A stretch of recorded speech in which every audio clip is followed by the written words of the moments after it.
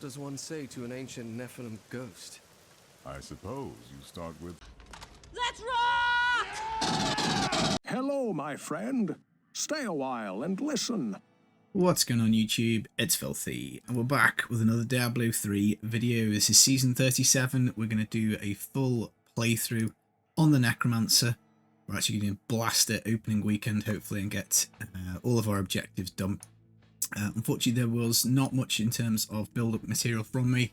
I've just been really busy IRL, but I'm here on the Asia server. We've got the season, we've got an SSF Necro. We're going to do the 1 to 70 and the 6-piece journey, and then go off on from there. So I'm hoping this first episode is going to be getting up to max level, and then getting that sweet Inarius juice. Necro obviously is going to get a lot of use out of the season theme because the canized cube, which we don't have at the moment, we're going to have to go get that first task. But what it's going to do is it's going to allow us to put in like anything we want in there, which is going to be like a weapon or 3 weapons or whatever, which is going to be pretty nice. Right, so we want that challenge rift back. So I've beaten the challenge rift on Asia. For a change, it wasn't absolutely toxic. I'm doing this non-hardcore because obviously based in the UK, I'm not entirely sure quite how the ping is going to be. I think it might be a little bit different. Let's just chuck those in the stash. So yeah, first thing, obviously, challenge rift. I've decided to beat it and use the bag. This does mean that we're going to get stuck on the altar of rights, unfortunately, but I'm not sure how much I'm going to play past the opening weekend, so that's a trade-off I'm willing to take, because we can still get about halfway down, which is fine. So first node, normally speaking, you want to steal your follower's weapon to unlock that. Now we are simply just stuck on the flawless diamond. We've got to be level 18 before they can drop, so that's going to be the first task, is getting up to level 18. We don't want to talk to the Enchantress, we want to do that at level 11. But when the Templar finally loads... Oh no, yes, there we go. Right, this is going to be a little rough, I think, on Asia, unfortunately. Tell you what, we'll leave his shield with him, because we don't really need that. We'll chuck the scythe on the ground. We'll chuck the scythe on the ground. Oh dear, not a good sign. Right, let's roll the blood shards. So Asia does get a bit squiffy at the start of launch because obviously it's a little bit more popular, I think, than the Western servers, and obviously I'm based in the UK, so we are going to get a few of these unfortunate kind of like disconnecty lag spikes. So there's just not much that we can do. Bear with us, technical difficulties. Right, here we go. So I'm hearing sounds. I'm hearing sounds that it's done it, but it's just not coding it in game.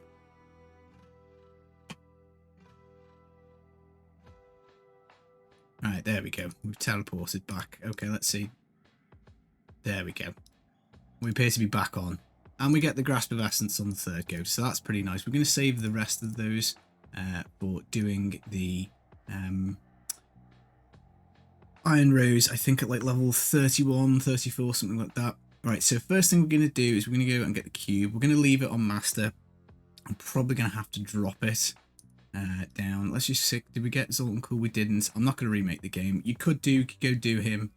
You could leave the chest to level 18 and open it for the chance of diamonds, or you can do it immediately and it'll have some gear in it. We probably should have bought some gear from the vendor, but we'll YOLO it and see how we go.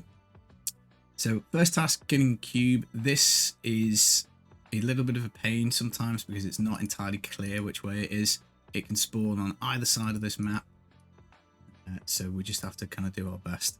Ball of Reflection will help because we want to get up to level 4 like pretty quickly, because that will allow us to access Corpse Explosion, which is the best leveling skill in the game with no supporting items. So that is pretty handy. So we're at level 2 now. So if we can kind of keep a kill streak going, we should be able to get to 4. And once we get to level 11, we can go get that super power up from the Enchantress. By stealing her weapon. Blues are not good at the moment. We don't really want to fight them because we don't really have the power to kill them per se. If we get to level 4, we can blow them up with Corpse Explosion, but other than that, we're kind of ignoring them. We have now just unlocked Bone Spear on our right click, so we can spam that out. Doesn't do a massive amount of damage, particularly compared to just even the generator, but it does do a bit more, so we probably should be using it So yeah, 2 or 3 times more damage, I think. Let's pop the potion button. Right, we've got corpse explosion now, so we are away. It doesn't really matter about leveling too much. If we can get a nice streak, that would be good, because it would be handy if we can get to like level 18 by the time we get to the other side. Ooh, we've got a blue goblin. Now, we're probably not going to be able to kill this guy, particularly not with the lag. So, spamming corpse explosion there, guys, and unfortunately the corpse wouldn't blow up. And this is why we're not doing this on hardcore. Right, blow up, please. Yeah. Oh dear. This is not going well at all. And we missed the blue goblin. So obviously if we were on EU, we would have been able to kill that. But the game just won't even let me respawn at the moment. Let's hope this picks up once everybody has finished creating their new characters and loading games and whatever. Oh, it's not even blowing up corpses, man. Press absolutely hammering corpse explosion and nothing is happening.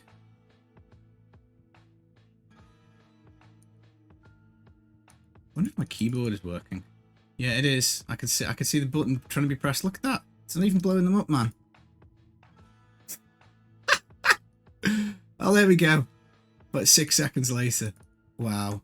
Okay. Really, really hope that improves. We've got a bow. We can't use it. That sucks. There we go. That's better. There we go. What a rough start, guys. The things I do to get these videos out so you can play through with me. We've dropped a kill streak, level 8, not amazing. But yeah, hopefully speaking, the first hour I think probably will be a little dicey, and then after that, hopefully, it'll either go one or two ways. It'll get worse because more and more people come online, but it'll get better. Because I think what puts pressure on the server is like people starting games and loading into them, which obviously there's probably quite a lot of that going on at the moment. But we're feeling a little bit smoother now. That is good. Quite excited for Necro season. I didn't really do much Necro the last couple, I don't think. Just simply with well, I did quite a bit of Torment 16 farming last season on Necro, but it's certainly a lot better this season with the gigantic cube buff. So we've got some gear, so let's just quickly slap it all on. That should help us with a bit of survivability. Now, theoretically, we should be trying to keep this kill streak going the entire way. We've got the skeletons as well. We also need to get the rune on the bone spear when we get a chance to stop. Blighted Marrow, because that increases damage depending on the number of dudes we bone spear. And it doesn't look like the level 2 is on the left hand side, so we're kind of heading round to the right. But certainly much easier now. We've picked up a little bit of gear, and that horrific lag spike is gone. So I'm hoping it's just around this corner, and then we'll have to do a little bit of a reset when we get through to the next floor and try and see if we can do a better job of keeping the kill streak up. There's sometimes about 50-50 chance of getting like a nice cursed chest on the next floor, so that could be good. And we're obviously only like, we're probably like 1 level away from getting the Enchantress, because by the time we clear this 58 kill streak, I suspect we'll be level 10.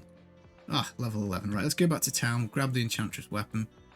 And of course, again, once we get these corpse explosion gloves, we're going to be absolutely cooking with gas. So if we salvage all the stuff, then go grab the Enchantress weapon, which is in this corner in Bastion's Keep.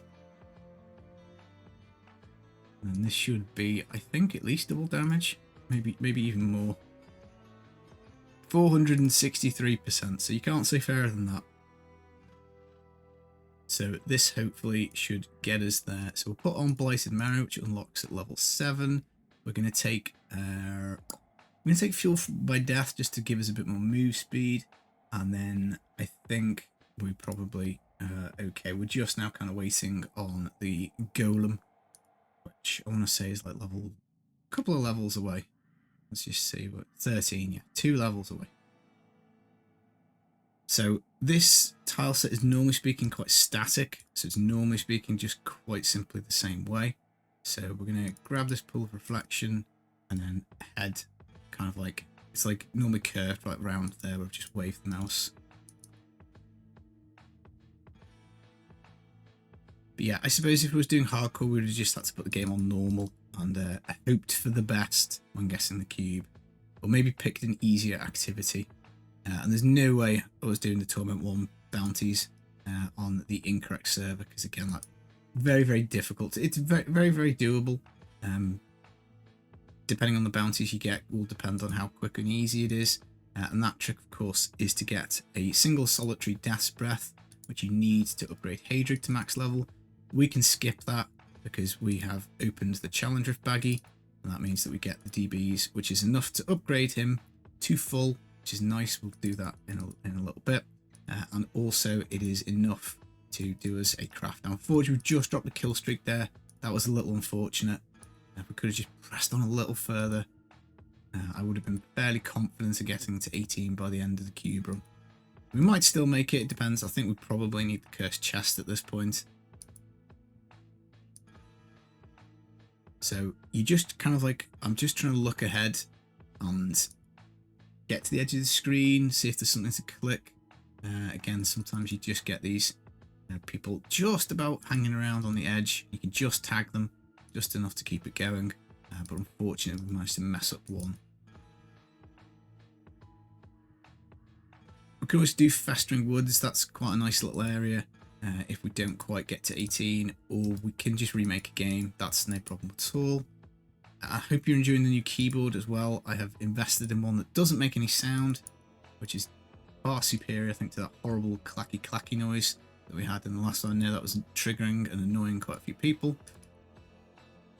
So we didn't keep up the kill streak, but we can now pop on. Oh no, I was going to say we can pop on our corpse explosions with one more level to go. That again will make life much, much easier for us. But yeah, new keyboard. It doesn't look like we've got the chest, so we are going to have to go, and I think we'll probably just do this area again. So we're just going to reset the game once we've put the cube.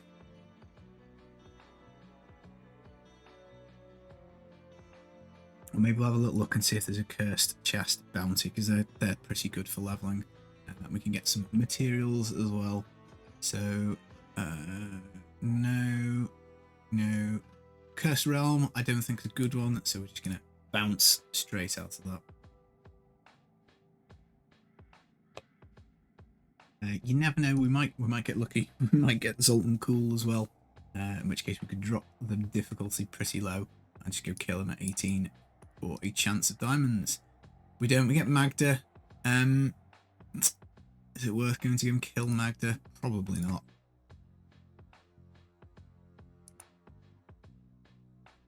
We could have just come straight here, couldn't we? I don't know what I've done. I don't know why I've remade the game. We could have just come straight here because, of course, we've just done the cube, not the temple room. Oh, never mind. You can shave 5 seconds off. But again, this is going to form the backbone of this leveling process. We're gonna pretty much hang out here for the most part. I think at level like 65, I'll probably go and do the bounties just to get them done so that we can hit 70 and get the bounties at the same time. And again, for this, we're just looking for that cursed chest. We need to keep an eye out for gear as well, because getting some gear would be nice. Just help us survive a little bit. I'm feeling optimistic about the chest, because this looks like it might open up to it. It might not. Might be the little tile set that goes this way. Right, we've got all the gloves now. So what these gloves do is every time we blow up a corpse explosion, like that, we get these little stacks there. Each one of those stacks is like 75 to 100% increased damage. At 4 stacks, it's somewhere in the region of like 300–400% damage. Let's grab that scythe. Is it better? No, it's not. Now, so long as you can kill stuff, then it's pretty decent. We need to get the golem on the bar as well. We should have done that when we stopped. When we remade the game, we should have got golem on, because that needs to go on at level 13. So we're a little bit behind that. Ooh, goody. The goodies will help. Again, we're just trying to like outscale the mobs just as quick as we can. Weapon racks worthwhile picking up still, even at this early stage. Worthwhile picking up the white materials, just in case. Right, let's put. Oh, I was going to say let's put the golem on, but we can't do that whilst mobs attack us. We have to kill these dudes first. And then let's get that curse off for the golem. It might not let me do it because the minions are attacking stuff. No, it's let me do it. That's nice. This guy is pretty cool because we can have a pile of corpses. We just press the button and he generates stuff for us to blow up. And obviously the way the scaling goes with that multiplier on the gloves just means that pretty much that's like a get out of jail free card. So you don't even have to blow stuff up. Now, visions. Obviously, we've played through many runs. Hopefully, this isn't the first time you've watched me play through the game. If you're not using your challenge rift bag, highly recommend jumping into those after you've crafted your level 70 weapon, because you'll be able to get bounty materials in there. You'll be able to get Death's Breath. You'll be able to get legendary items. We won't need to, because the challenge rift bag on its own is strong enough, I think, that it becomes inefficient to jump in there. The enemies are generally quite hard to kill. And that's why you wait for your like 170 weapon, because it's just so much stronger. And I didn't even realize we've got to level 18, so we don't even need to be doing this. But we'll carry on. And the reason is there's a very small chance that this cursed chest drops us the diamonds that we need. And we get 2 because we've been so good. So we get a single solitary amethyst. So bad luck filthy. Right, so let's get this stuff on. Put that on. You're just looking to stack damage, really, at the moment, because the more you stack damage, the faster you can kill stuff. The faster you can kill something, the faster you will get your corpse explosion, and the faster you'll stack your modifier. And that is kind of how that goes. So now, unfortunately, we enter into a slightly boring part. We have to just keep remaking this game until we get Zoltan Cool.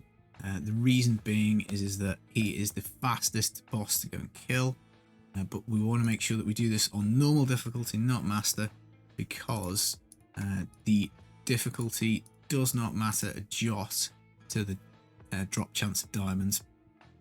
Anything that comes out of his chest at the end of this is not affected by the difficulty. Right, I want my bone armor on my W key.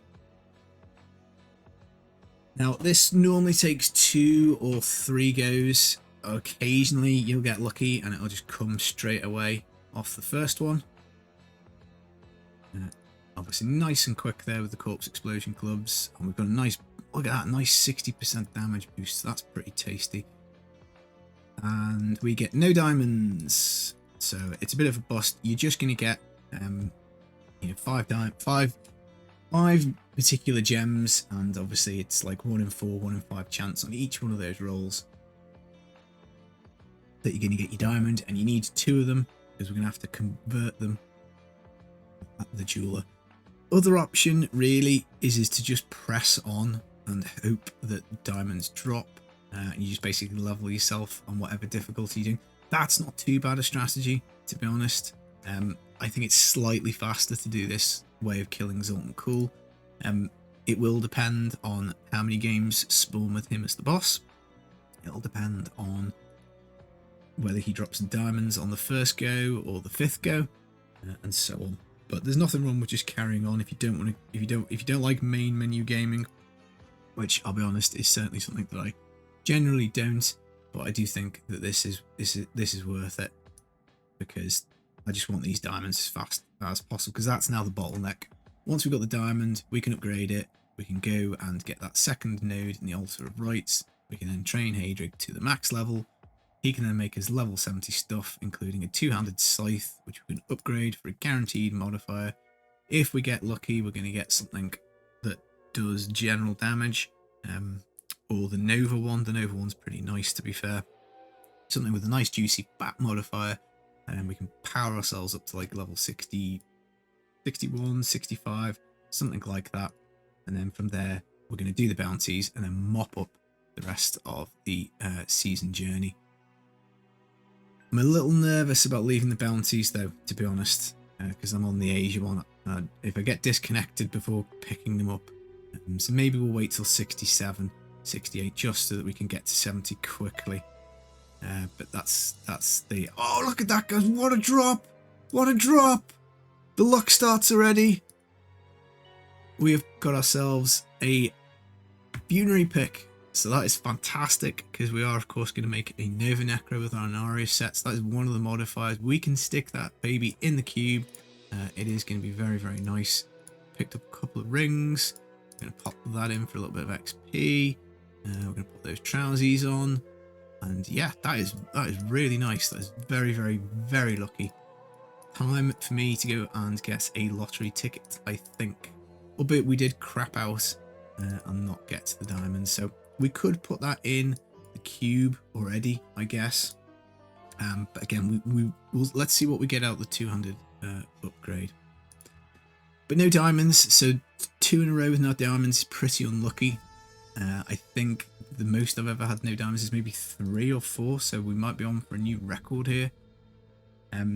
Killing Vidian's not bad because you can kind of chain level as you go, so yeah, it takes a lot longer to get there, but you can at least gain a couple of levels. But the thing is as soon as you get your level 70 weapon, you're going to be on Torment 6, so I think it's probably worthwhile doing it. And I think we need to put Commander of the Risen Dead on as well. That should go on level 20, because what that does is it gives us cooldown reduction on the golem. We want to get some runes as well going, so we're going to do Bloody Mess to increase the size of the corpse explosion. We're going to go sudden impact on the bone spikes for the stun. I'm not bothered about the skellies because we're not really going to press them. And then Flesh Golem, we've now unlocked, I think that's level 18 for the Command Golem. That's just a bigger pile of corpses, which is nice. So we haven't got cool, which is not cool. So we're going to reset again. And of course, fastest run possible is you get lucky, and where we got that cursed chest, we get 2 diamonds out of it. Or we end up basically getting the 2 diamonds we need at the first run of Zoltan Cool. So this is just how this is a little bit. You get like stuck on these things like Altar of Rights. You just wait for something to spawn. So there's nothing we can do, but this is slot machine territory now. We're just basically plugging away, going, please be Zoltan Cool, please be Zoltan Cool. When we get him, please, please, please, pretty please, drop the diamonds for us. But yeah, overall, quite excited for the season. It's always one of my favourite things to do is to level the character. Because we get those massive dopamine spikes every time we find the items that we need for the build. Necro with the open cube is super fast because we can just slam all the modifiers that we want, all 3, buffing up the Nova, or whatever we find we can do. So let's drop the golem there. Unfortunately, he's not as generous this time around. We don't get another legendary scythe. And we crap out and get no diamonds. Jesus. 6, 10, 12. 12 in a row. No diamonds.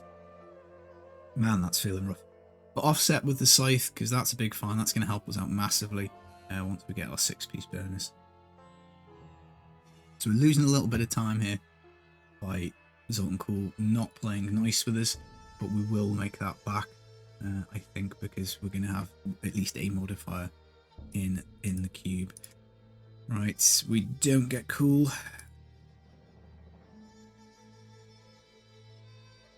So again, just carrying on and looking for the diamonds natively.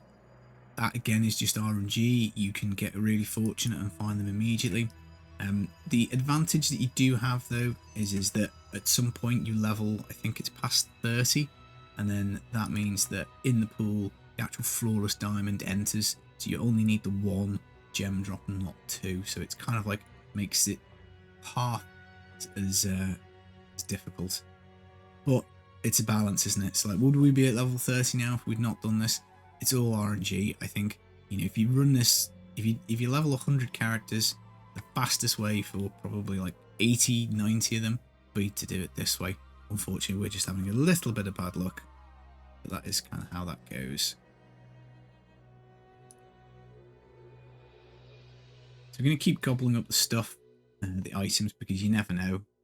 Right, do we see a diamond? We do. There we go. We get 2 of them finally. So that, what was that? 5 runs. Not great, but we will take it. A little plus damage necklace to boot as well. And speaking of to boot, we can put on a pair of boots. Right, so we now just need to train up cover to shank. So we're going to do that. We can now combine our lovely diamonds. Look, we got 4 in that run. We've got 4 in one run. RNG, man. It's cruel, cruel mistress. So we need to go back to Act 1 to New Tristram, and then we're going to come back up to the Altar of Rites, and then plug in our diamond, and then that should be level 70 gear. And I think from memory we get quite a few crafts because we've used the Chandrift baggie, so we get at least the scythe. So we're going to upgrade that first because that's going to be the most important.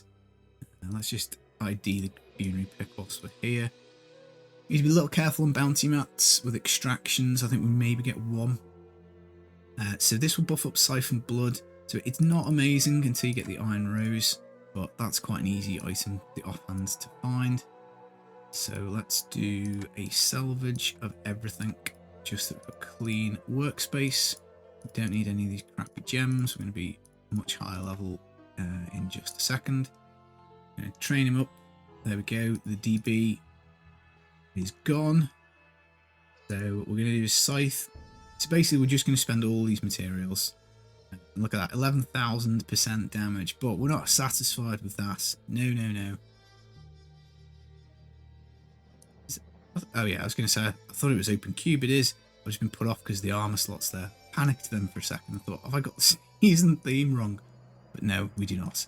Right, okay, we're going to need recipe 2 or 3? Recipe 3, upgrade rare item. It's 11,000%. Well, we've got 15,000%. We've got the worst one, guys, unfortunately, which is bone spear damage. Not tremendous, but we'll have to work with it. So it is what it is.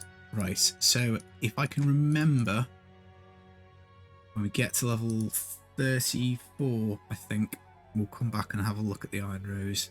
But I normally speak and I forget. So now we've got the level 70 weapon, we can go straight to Torment 6. We may as well deck ourselves out completely with level 70 stuff as well. So we need to go back and get that done. Sage's set's going to be handy because we will get double debris. You near enough always get a socket in a Sage's as well, I think. So there's the belt. So we're going to go helmet. It does come with a socket, and it comes with Death Nova damage, so that's not bad. And we need to dig that ruby out of there as well. And then we can't use gloves, so we're going to have to do boots. So we can't use Leoric's crown, which gives us double XP without extracting. We've got 2 extractions as well, so I thought it was 1, but we've got 2, so that's not bad. Right, so let's, rather than go and see our friend the jeweler, let's just destroy that. The ruby pops out, and then that's good. Now we can put a ruby in the weapon for the extra damage. So again, that's another thing that we can do if and when we find one, but there's no point like wasting too much time. Oh, I tell you what, we need to do the rest of the level 70 stuff. We may as well do it now because I'll forget. So we're going to do a chest plate. No, we're not. Oh, we've used all the materials. I forgot. Sage's is expensive. So we can do converting in the cube. We just need a yellow item. Again, I've forgotten to put one. I normally put one in there. So we can convert in the cube. We'll be fine for the time being. But that's something to bear in mind. And that'll allow us, I think, another couple of level 70 stuff. We shouldn't need it to start off with. We'll absolutely murder this up till about 60, I think. And we're probably going to be miles past the Iron Rose. Unless we kind of like stop basically now-ish. We'll see. If we drop the kill streak and it's convenient, we'll go get it. So I think another couple of levels. I can never remember if it's 31 or 34. Let's hope it's 34 because we're already past 31. But if we hit the Iron Rose, that would be super sick. Right, so I think that should be it. So we'll go back to town. Let's just have a little look-see at rolling the shards. Come on, Kadala, what have you got for us? Ooh, we get the lost time. Oh, we get another lost time. It might not be 34. That's a shame. 2 legendaries and they weren't the one we wanted. Never mind. Such is life. We'll pop one of those in there just in case. I don't think we'll need it because we're going to be presumably sticking with our two-handed weapon for a while. And the last time it gives you move speed based on cold skills, which is not that useful. One other thing that we picked up early that we didn't talk about was the bone armor. So that is pretty useful because it is 30% damage reduction, which on Torment 6 again at the moment no issues, but eventually it will start to hurt this difficulty.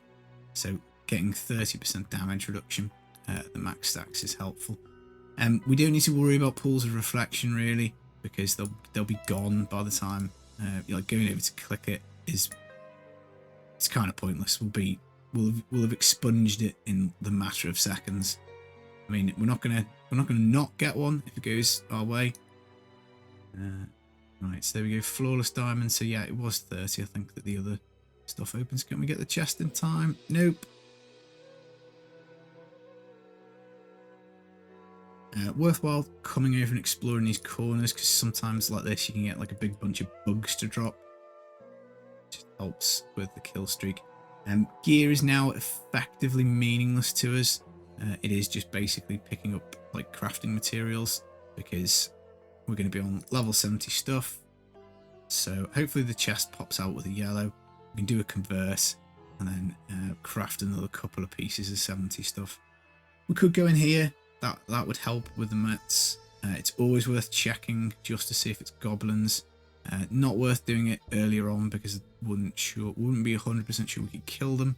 We'll certainly have a little look at this one once we've done this kill streak, and we can also keep the kill streak up as well. So I guess whilst this is still super easy, we can have a look. You never know, we might get the lost time in here.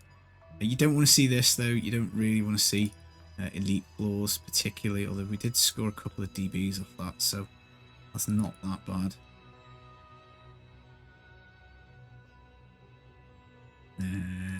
Unfortunately, the problem with the elites is it's hard to keep up the bonus from the gloves because you need corpses, so that will do with that, I think. Rather than, I'm not going to drop it to Torment 5. We're going to press on. I forgot we needed to open the cursed chest, didn't we? Because we needed a yellow item. So never mind. We'll just have to keep our eyes peeled on this next run for a yellow. Now we will start to get squishier and squishier because obviously initially the level 70 stuff is very, very powerful, but then after that it does run out a little bit. Right, we've picked up the yellow, so let's go convert it in the cube. This is why we can only do one upgrade, isn't it? Because we use the Death Breath for this. I'm remembering. So we're gonna do reusable parts. It is a better amulet, but I think it's worth trade because this will allow us now to craft a chest, pants, shoulder, I think. So we'll do that. We get no damage because he's got no main stat on. Bit rubbish. We could go roll it, I guess. Roll that command damage off. Let's do the boots bracer. So we do get some on there. So shoulder and bracer, sorry, not boots. We obviously don't want to lose our fabulous Sage's boots. So that will that. I know it triggers everybody. I'm not right clicking. Sorry.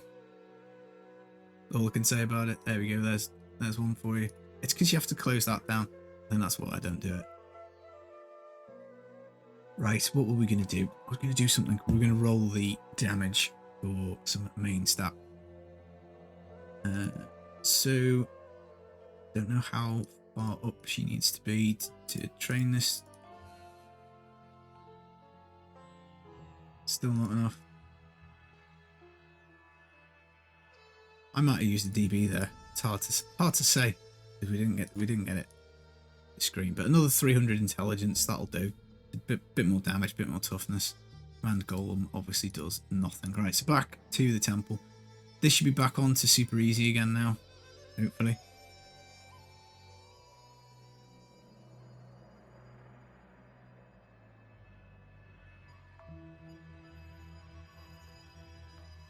yeah, I might just press on to 70, you know, just simply because I'm quite worried about spending like an hour or half an hour doing the bounties and then basically ballsing up. But that is a concern. But the most efficient way is to not do it like that. It is to do some of the bounties like late 60s. That way you're kind of double dipping because you're getting your season journey done and you're also leveling your character, which any kind of game that is, you know, based on efficiency or, you know, anything like that, if you've got any kind of mind that works like that, then obviously double dipping is always going to be preferable. Don't think this is going to be a chest run, but we'll have a look. You can normally get a feel pretty quickly.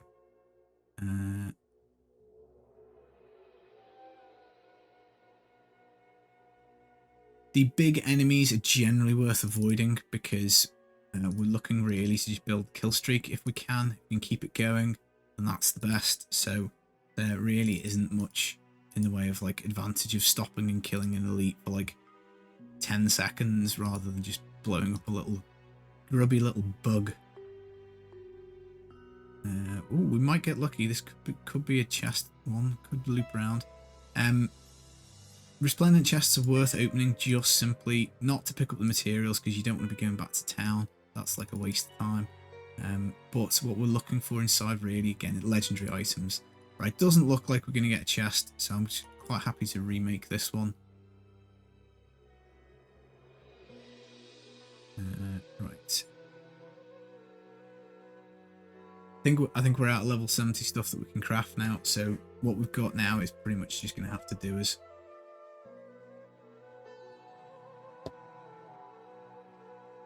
but normally like you can get up to like 60, 61 on Torment 6. Depends on what modifier you get out your upgrade. Depends on whether you click the right zone. Yeah, it depends on drops really. I think sometimes once, I can't remember what the exact combination of stuff I had, but I was able to get to 65. My game is frozen. This is no good. It looks like somebody on Asia has killed a big pack of goblins. We are pretty disconnected. So I'm wondering whether we're going to get dumped out. Unfortunately, just as I said earlier, it's one of the hazards of playing a different region. Can't move my character.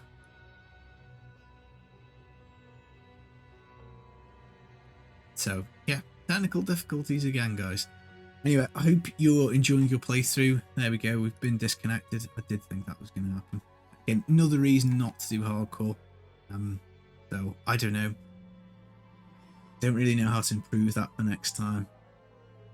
The server's busy. Wow, Diablo 3 really hits hard in Asia. Still very popular. Ooh, we've got the cursed temple though, so never mind. We'll take that. The cursed basically means that we've got the chest guaranteed, 100%, and even better, we get a little icon on the map telling us exactly where it is. We'll pick up the veiled crystal.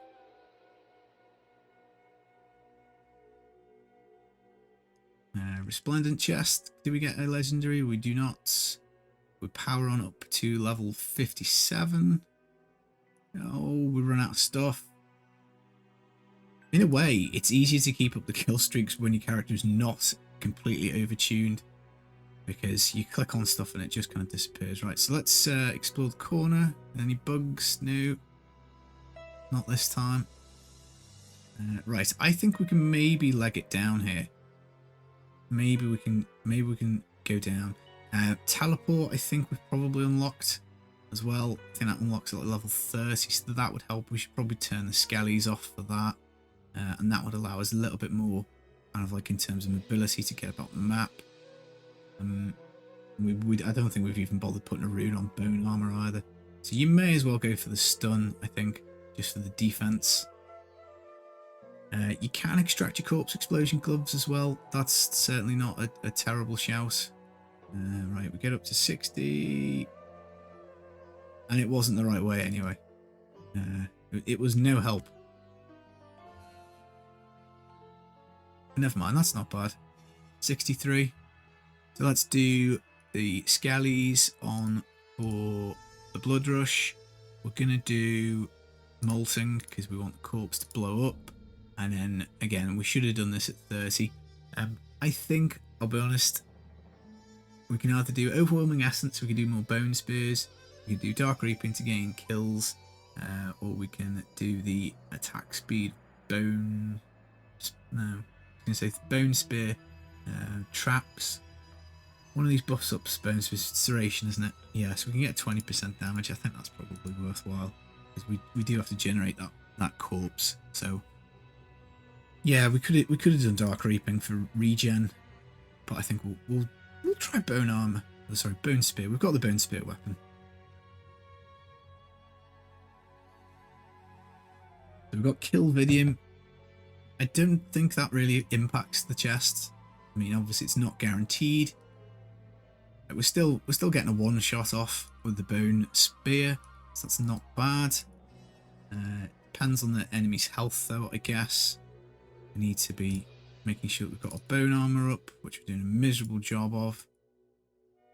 Miserable job of kill streaks because I'm getting distracted by the chest. I don't know what it is. I just have to click on every chest to see when I'm leveling. I think it's just it could be that moment, like getting the funerary pick like that. That's going to be so helpful later.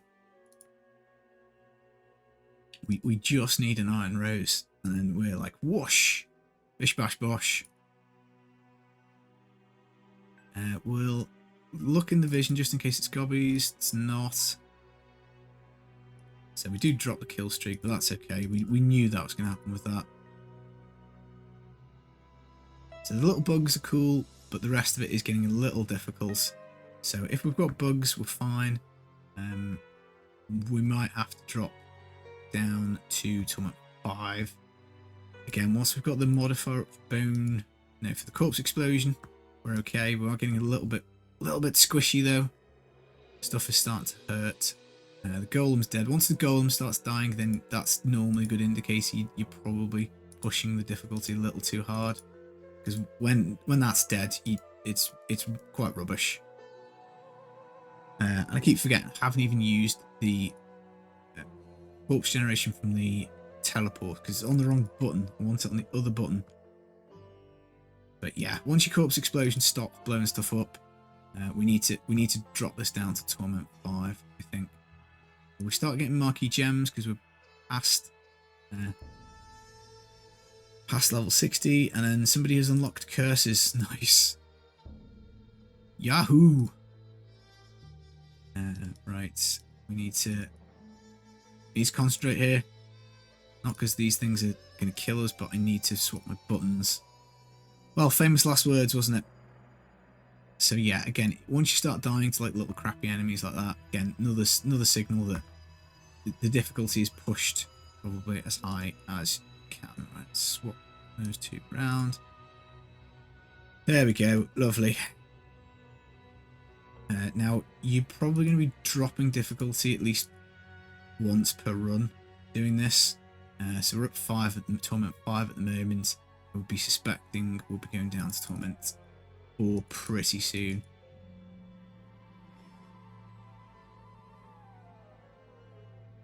Like that guy's going to kill us. 100% that guy's going to kill us. Because the corpse explosion is good for like AoE, but it's not good for single target. And it looks like it's not a cursed run anyway. No chest here. But these guys are cool. They'll let us blow them up. So that's nice. 100 kill streak. So maybe 67 at the end. And we're just going to be a chicken and run to the next floor. Yeah, level 67. Nice. And then we're still killing the bugs. So I think I'm tempted to just carry on 5. So again, if we were not on the super laggy server with a disconnect, I'd go do the bounties now. And that does terrify me, doing the set of bounties. I mean, I could just leave it. We need to remake the game before coming back here. Yeah, I could just leave it and do Legacy of Dreams, given the lag. But like Legacy of Dreams, is really powerful early on, but once you, I mean, it only takes like an hour maybe to mop up the season journey, and at that point we've got 6-piece Inarius, like 10,000% damage, so it's pretty tasty. We've got cool as a bounty, so we could potentially save this game, I guess. This is yeah, we're gonna have to do 4. That's just a little too tricky, I think. If we get the chest, maybe we keep it. Maybe we keep the game. And if we can get the bone spear through about 3 or 4 of those little bugs, it is killing them. Like the rest of these dudes. We forgot to do the rune on bone armor, didn't we? I'll say we. I'm trying to chuck you under the bus. It's nothing to do with you guys. It's me. Golem's dead again. So again, these are signs that we're pushing the envelope a little too hard. Just kind of like treading into the realms of inefficiency. Is it goblins? Didn't look too bad to floor that, actually, to be fair. Level 67, there's quite a lot of legendaries in the pool now, so it's not, you know, you can get quite a lot of useless crap in there as well. This is helpful now, though, because we're so much further into this leveling journey. That pool of refraction is actually going to be far more valuable than the one at like level 23.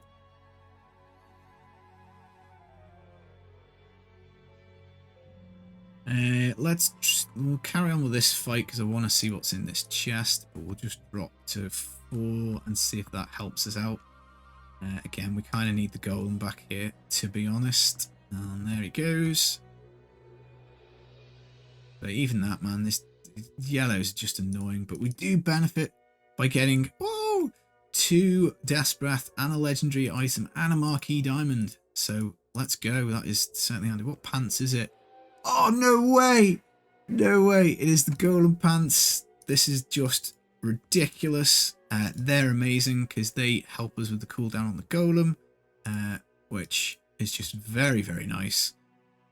I mean, eventually we're moving off onto Nova, but a level 68, 67 pair of pants, that's fine. That'll be very handy, I think. Let's just make sure we keep the kill streak going. And they give damage reduction as well, so that's kind of nice. So that hopefully that'll be the last death we take in this run, because we'll be getting like 30. Is it fixed 30% damage reduction? I think it's fixed, isn't it? It's the golem cooldown that rolls on a range. So if we do get the chest, this could be it. We could be not a million miles away. We would have to keep this kill streak up though. And get the chest, which doesn't look like it because this is hooking back round. So never mind. But guys, this is quite a good find. Yeah, I was slagging off the legendary pool, saying it's not amazing once you get up to here, because I was expecting Pox Falls or something like that. It's even better than what we've got anyway, which is insane. So there we go. We've now got 25. It's got max roll on it as well. Wow. Wow, wow, wow. We're going to leave this on Torment 4. I think we should be fine now. Simply because we've got that extra damage reduction. We've only got like not even one more full run. So I guess we'll just go and kill Vidian because it's the bounty.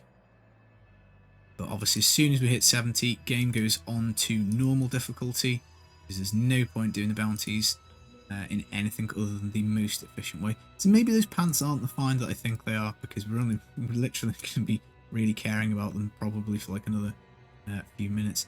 We've got a few things to do on Torment 4, which is kind of where we are difficulty wise anyway.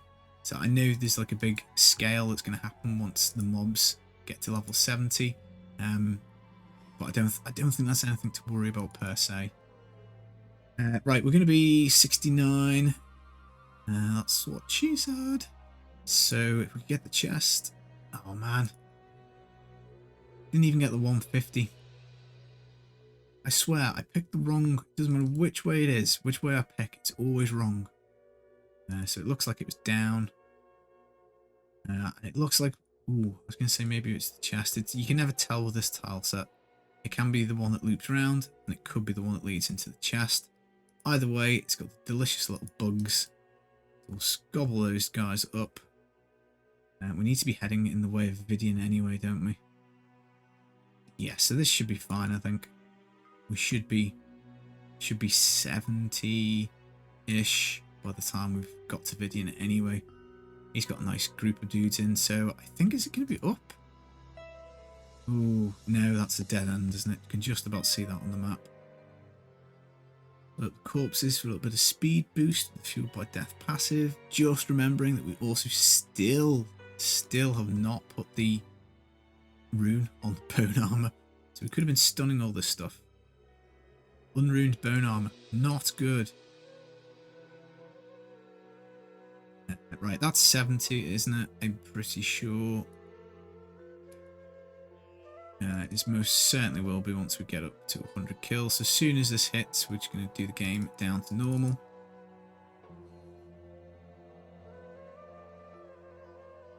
So now we're killing too much. There we go, level 70. Have we still got the kill streak going? So now gear is relevant again because we can pick up level 70 stuff. It could conceivably be better than what we've crafted. And I've been forgetting to use teleports, which is just silly. We may as well keep the kill streak going because we can get Paragon points.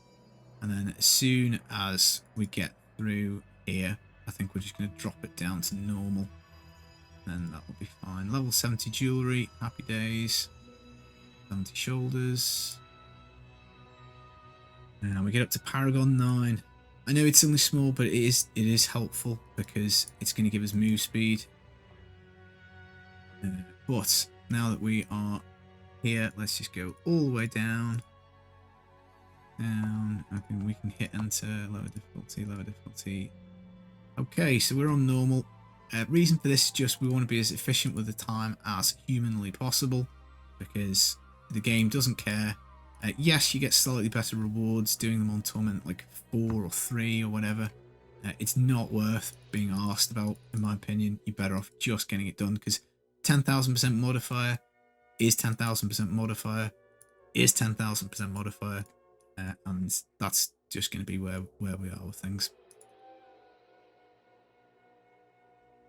So I'm guessing a few people will play the season as time goes on, but it's going to depend how good the Diablo 4 season is as to how popular overall the season is. Absolutely bummed the soul shards were finished early.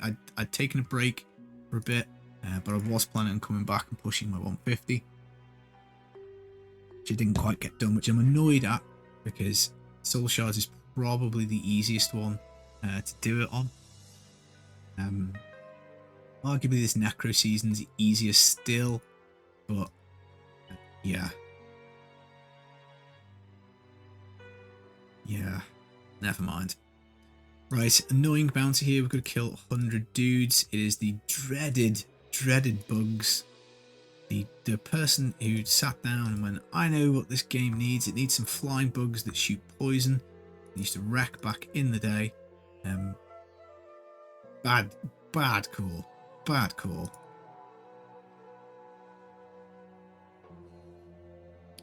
Innarius is really rubbish to start with. I mean, we get a bit of damage on the bone armor, but it's really neither here nor there. So unfortunately, we're going to have to wait until the full 6 pieces before we get any kind of major damage spikes. We do get some damage reduction on the 4-piece, but all we need is a few DBs and a couple of lucky finds, and we will be absolutely good to go smashing GR20, mainly because we found that funerary pick. So that just saves us a little bit of time. The bone spear weapon is crap to use with Innarius. Innarius's mechanics are basically you have to tag with the actual swirling bone storm, and if you do that, then you can do a bunch of damage. And if you don't tag with it, well, you can't. So, not good. I'm just gonna wait for this dude to come up out the ground. There he goes.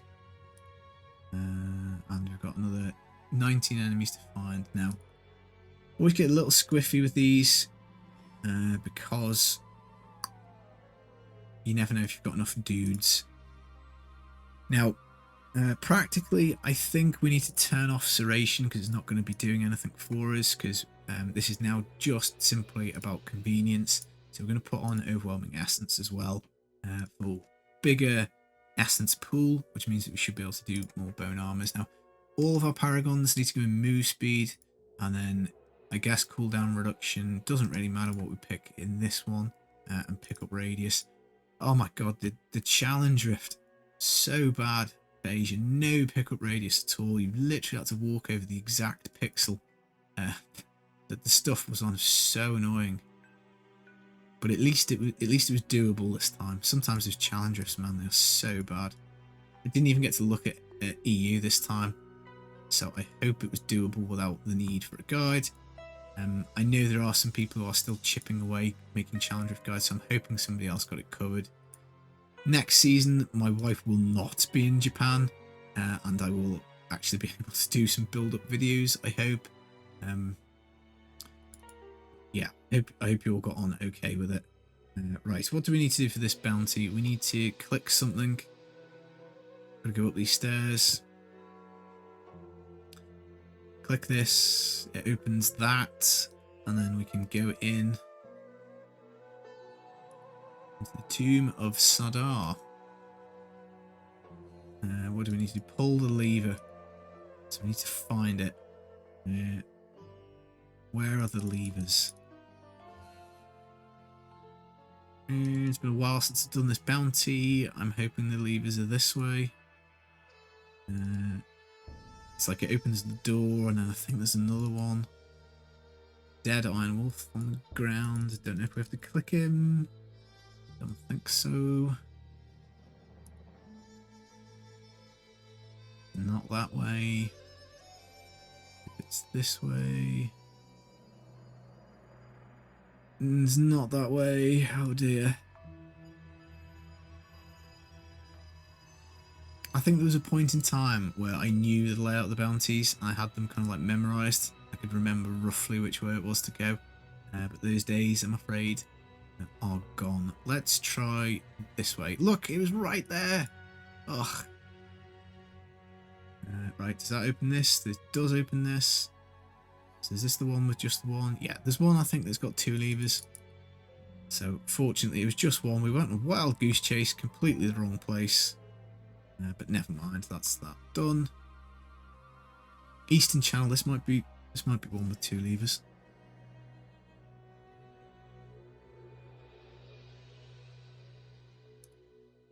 Now, Necro, I still think is probably the fastest start for this season.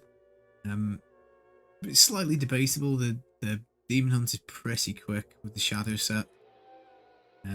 We've got a slight pain. We've got to find a particular amulet for the Necro to really get the Nova cooking.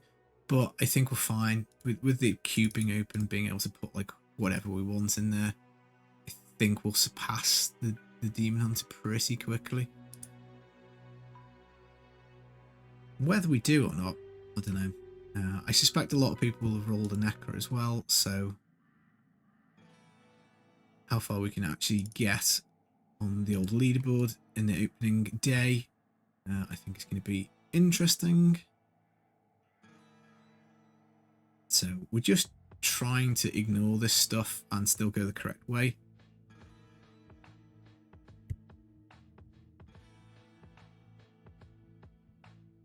Let's grab the Pool of Reflection, open the chest.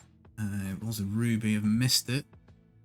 Unfortunately, it looked like it was up, but it isn't. It's going to be back this way. Again, the best thing you can possibly find as the Necro is the boots that make you run super fast off the teleport and the Stuart's Greaves. It might not even be this way. I'm nervous. It might not be this way. Looks like we've scored. I was thinking it might be one of those ones that's really obnoxious and makes you go completely the wrong way. Right, so level 2, kill all the enemies, quite straightforward. And now we're just getting a little nervous that the lag is going to be kicking us out when we've done 4 of the bounties. That would be painful. That would be hard.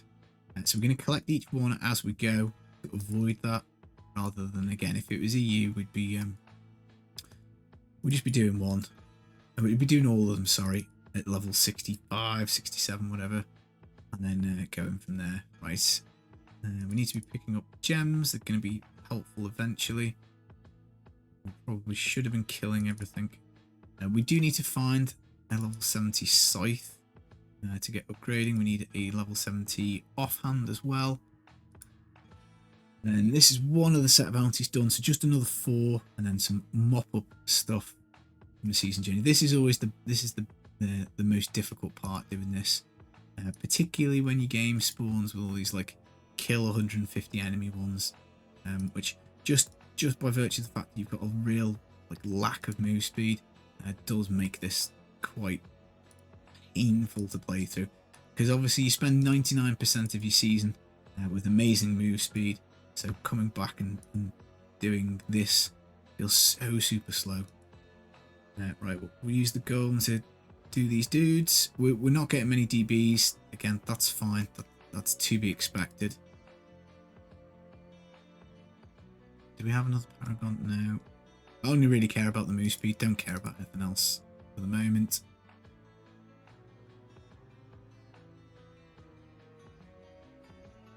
And now we just need to find 111 more bad guys.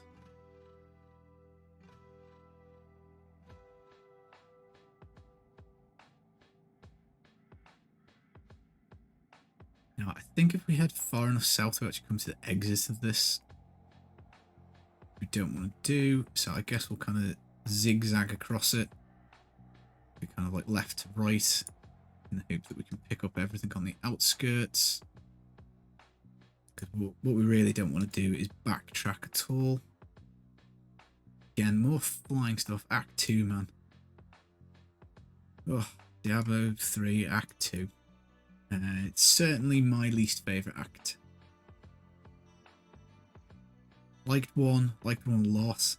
That felt like classic Diablo, right? Kind of like, in terms of the mobs anyway, the enemies, possibly not the story. And Act 3 I liked. Serious Helm's Deep Lord of the Rings vibes. Act 4 was always cool because you knew you were going to go and fight Diablo. Which is still, I think, is that still missing from Diablo 4? I haven't played it for like 2 years now, so is Diablo in Diablo 4? Yes. Don't think so. One day he will.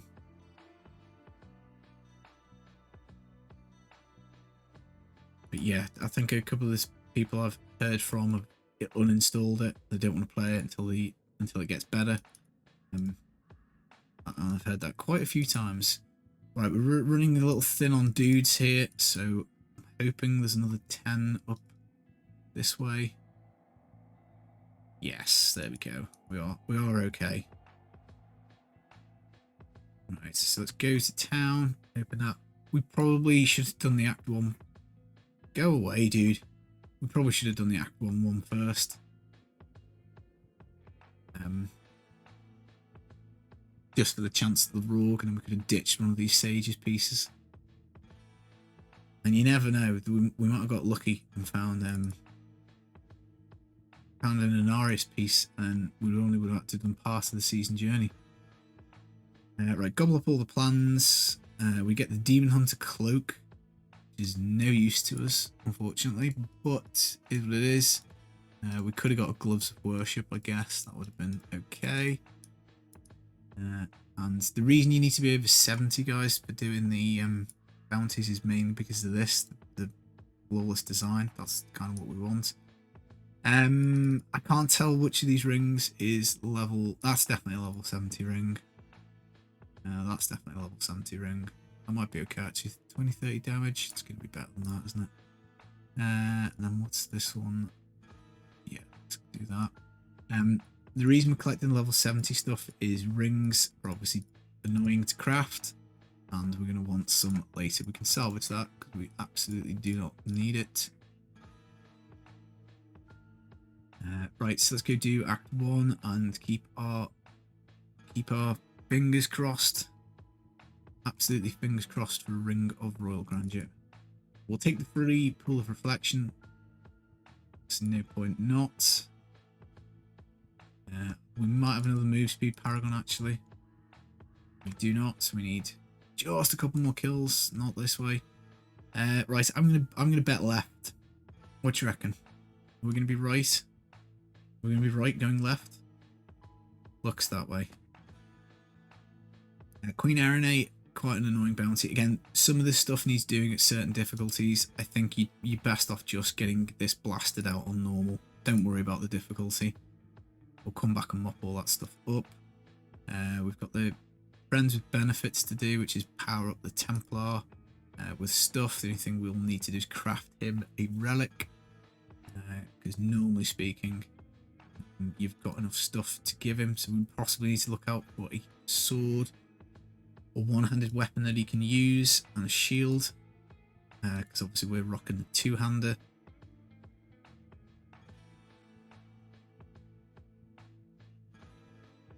So we need to be a little mindful of that.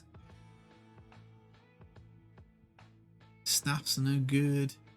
I suppose we could hire the Enchantress and give her a staff.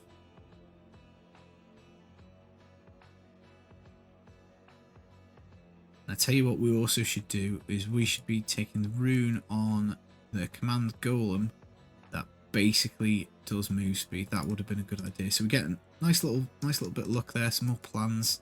That's handy. You never know. You've got to go through all the crappy plans before you can get the good ones. So just knocking a little bit of time off that is good. Now, I'm probably going to make a Legacy Dreams Necro, so we're going to build an Inarius first because it's the suit. But I think what we want to do in the long term is Legacy Dreams. Right, that is the Cold Rune, Harvest of Anguish. That gives a bit more move speed. We should have had that on earlier, because that will just make things a little faster for us. Speaking of which, let's put that last Paragon point into move speed. Now, we may as well check out, this is one of the areas you can get part of the Staff of Herding, which we may well do, because I might play past if it's there. They're at Shinbone.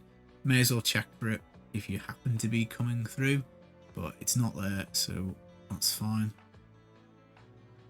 Seems to spawn about 1 in 5, 6 games, maybe something like that.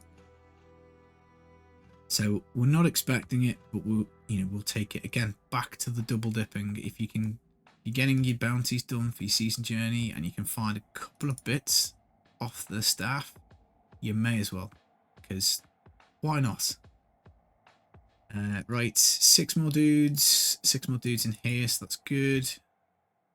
Just need to kill the big Kahuna, who's chilling by the bookcase. And did you like the way I slammed the golem straight into the bookcase? That was pure skill. Poor thing, poor brainless inanimate creature. Literally face slammed the wall. Right, Cathedral level 2. I can't. I think it's Cathedral level 1, isn't it, for the mushroom? That's what I want to say. Maybe it isn't. Maybe we do. Maybe it is 2. I can't remember. I have to look this up every second. I can never remember which Cathedral level the mushroom is. We're not going to go around looking for it. Oh, there we go. Get in, get in, get in. Bloodshot Goblin, very handy. Oh no, lag. Don't lag me now. Don't lag me now. Ooh, so is that a cow portal? Not worth it. Waste of time. We just want to get the bounties done.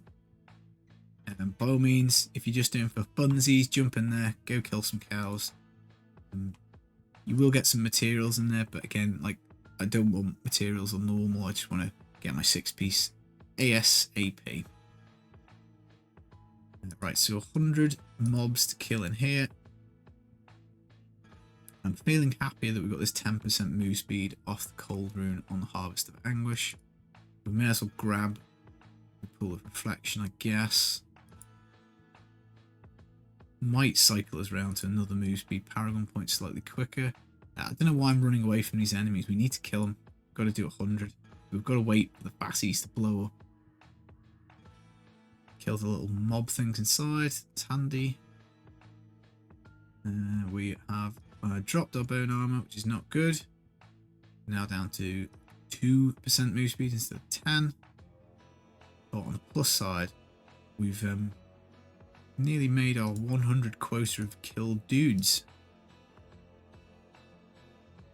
Bone armor back up to 10. So again, just the big cheese to go. And let's see if we can not face slam the golem this time. Nearly face slammed him. Right, looks safe to teleport. So yeah, last one. Please no lag. And pickup radius. We should have put that on. Isn't it? So into the defiled crypts and lay Lady Donald's bone. I mean, there's a rude pun in there somewhere, isn't there? Should it not be the other way around? Ooh, gem goblin. Yeah, we'll take it. Handy. We're rocking the XP gem in the helmet still. Should probably take that out for cooldown.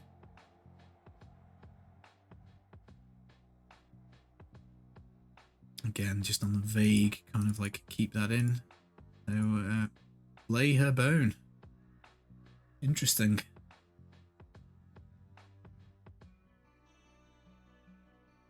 We've got to kill a certain amount of mobs. Have we, is there enough? Do I have to go back? 7 more. Oh, that looks dicey. No, we've done it. 50. It's fine. It's fine. There we go. So quickly tutorial. Come on, big guy. Gives the goodies. And this is where we pray for a ring of royal grandeur. And we don't get a legendary at all, which is fine. You know, you're not going to every time on normal. That scythe, though, is 100% staying because we don't want to be crafting stuff. So let's just go slam it into El Cubo or El Stasho. We forget another couple of plans here. That's sorted. We've got like 100. We didn't get many blood shards. Again, it's normal, isn't it? We didn't get many blood shards. We probably just need to go for the Iron Rose, I think, is the correct thing to do. Yeah, it's tempting to YOLO it for the boots, the speed boots, and just go for that. Your probability of getting that's quite low. Your probability, I mean, off 450 blood shards, your probability of getting the Iron Rose is bloody low. But at least if you do get a legendary, it's one of only 4. So it just feels the probability is much higher than the boots. And again, that's going to unlock us a lot of damage. In fact, we could probably simply just swap off this bone spear at that point. So again, another reason to save that scythe. How many DBs are we on? We're on 32 DB, so we've got an upgrade anyway. So we're kind of like guaranteed some damage. Well, I say guaranteed, we're not, are we? Because we're going to do a scythe. So there's a 1 in 4 chance it bricks. And we get the Rathma one. No, not Rathma. Jess. But it used to be the Rathma one, didn't it? Because I think we used to use it with Rathma. Oh, a belt. Oh, God, guys. No chance. Absolutely no chance. It is Dainty's Binding. 50% damage reduction. Thank you very much. That's going to be handy. It's going to be really 49% roll as well. Wow. Not ancient, but not being ancient, that's really handy. We scale in damage so fast, getting that like gigantic 10,000% modifier, that is really handy. All we have to do to make that work is to have a curse, and that's pretty straightforward. Right, this is just going to be a case of legging it. These drops, man, we've got the golem pants, Nice. We got the funerary pick. Nice. And we just got a braces and another 2 DBs. What braces is it? Path and defenders. I mean, again, that's not useless. So they do up to a 12% damage reduction for enemies that are stunned. We've got a couple of stuns going on because we've got the bone spikes on our left click doing a bit of stunnage, and then obviously the bone armor can stun as well. We've got the move speed rune on at the moment, but again, that's not a terrible find. That's going to help us at 6 piece. Give me more damage reduction for us.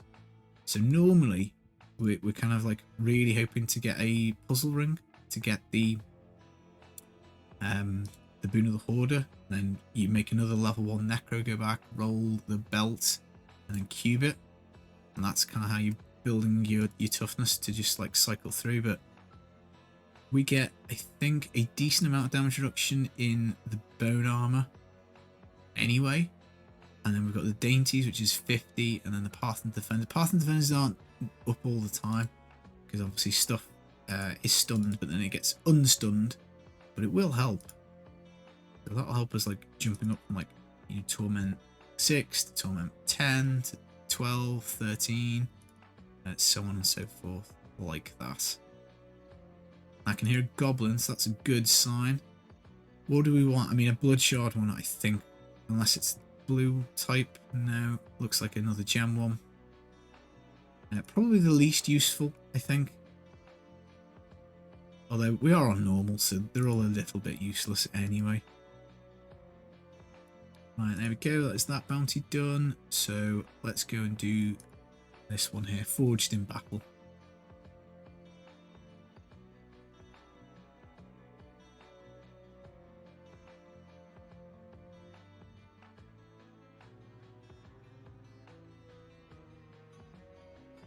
So DBs are quite important because we're going to be looking for weapons. Weapons are going to be really, really handy with this open cube stuff.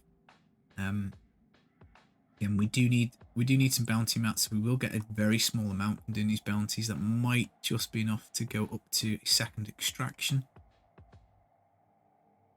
It might not, in which case I would just say we probably need to do a vision at some points just to top those up. I'm not interested in doing another set of bounties until I've got the double bounty cash and we're at torment 16 because it's a bit of a waste of time. I know some people like to look for the rogue early. I don't.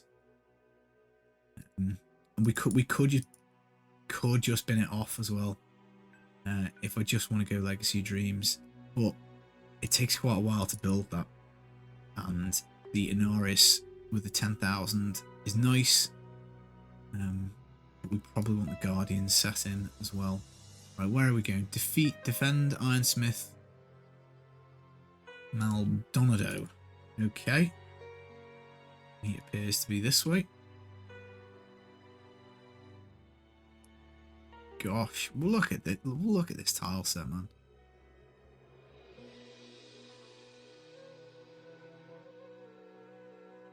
I don't know. Yeah, this way, I guess. I hope. Another pool of reflection. Yeah, we also need to do a vision, I think, to get some Creator Rift keys so that we can get the next altar node. Albeit that will be sorted as well by just simply doing a rift. Again, we want to do that on whatever difficulty it is we need for the season journey. I think we might just... I can't remember what difficulty it is. It's one of the torments. Again, I should have written this all down. We can just press Shift J and have a look at it whenever we want. But again, yeah, I don't have this committed to memory. But if this style of video playing through till like 6 piece and then till kind of like, you know, end game, beginnings of end game, and it's kind of like up to you to go off and farm. I might do some other classes and sets. So like I might do a wizard one for Firebirds. I might do barb one for Seismic Slam maybe. And then the videos can sit there, and that way, you know, if you've got a season starting like Slam Barb, you can always come and check out the video and do it. Necro generally, I do recommend just completing the season journey and swapping onto whatever character you want after that. This season I wouldn't have done that, just simply because Demon Hunter is bonkers with the 2-piece. So I think if I wanted to do Demon Hunter, I'd have just done it. But I think a lot of people are going to be necroing anyway, so you may as well level the fastest class, grab the free suit, yeah, and get going. Right, that's a no. It's not another set of bounties. We've got two more on this, and I think 2 more acts to do. Or is it maybe just 1? No, I think it's 4 and 5, isn't it? Run, little necro, run!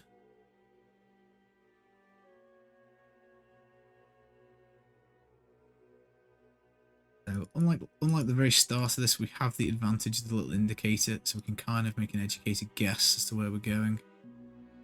Only 50 dudes to kill, so that's pretty doable. And then we've got Garan, don't know. We've got to kill that guy. Another pool of reflection, again, pretty meaningless. But I do enjoy clicking things. I'm a simple person, so we'll click it. So with the Fury pick, we need Iron Rose. Then I think the next best thing will be the Blood type Blade. Then after that, probably Scythe of the Cycle, Triggle's Corroded Fang, those types of things. Blow that dude up. He's very generous and drops us the DB. Thank you very much, kind sir. That is most beneficial. We're eking up towards 50, and I think 50 DBs feels nice because that's hopefully 2 upgrades. Obviously, the other materials we have to use, so we might be a little dry on them. So again, we probably should be picking up white materials. And again, it's probably annoying somebody that I haven't bothered identifying the path and defenders yet. So I'll have to do that at some point. Right, so we've dropped the bone armor again. Not good. Just ignore those guys. This is tricky as well. Sometimes this tile set, it looks like it's one way and then you can just get completely stuck. Quite annoying. It looks like we managed to survive it. We get the little facehugger rip-offs. Nods to one of my favourite movies of all time, Aliens. You know I love me some Aliens. And we know Blizzard like them, because it was StarCraft. If you click on the Marine long enough, it says, how do I get out of this chicken shit outfit? What a line. What a line from the movie. You secure that shit, Hudson. Right, some more plans. I don't think we've got anything interesting. Feed them to our dude. We'll feed them to him.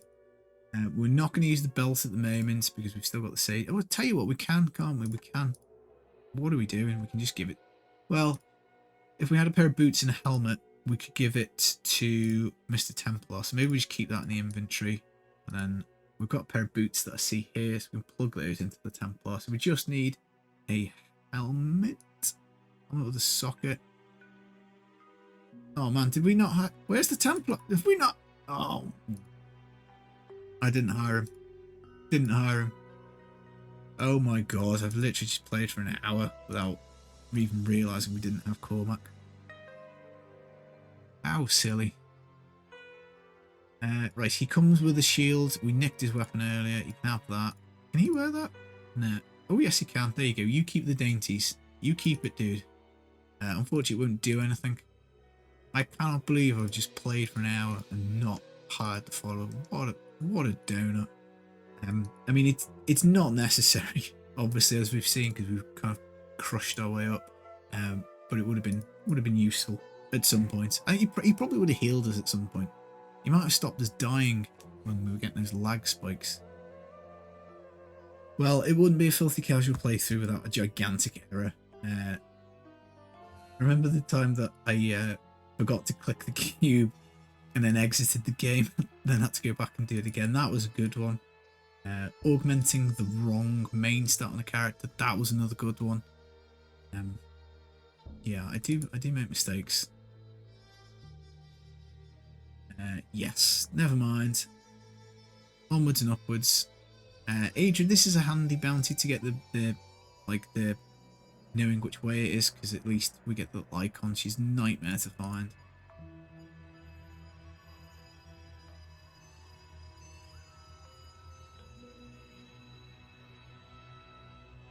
And I guess we're just kind of chilling, ambling about, hoping that we get the boots, the Mooseby boots. That would be number one wish list, I think, at the moment.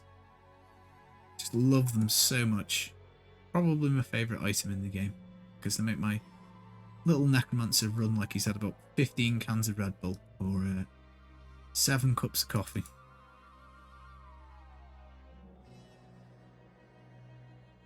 I always wanted the equivalent item for the wizard, albeit they leaned into the teleport, which I guess is fine. You want the classes to feel different. We got the infinite teleport on the Firebirds, which was kind of nice.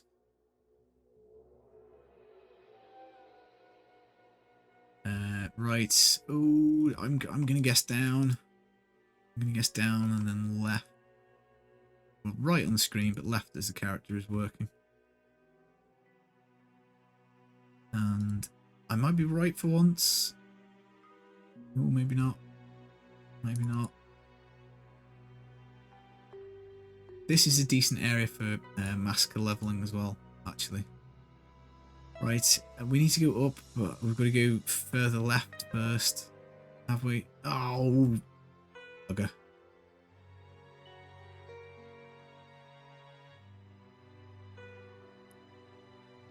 wonder if that's YouTube demonetizable. It was back up. Bounties, man.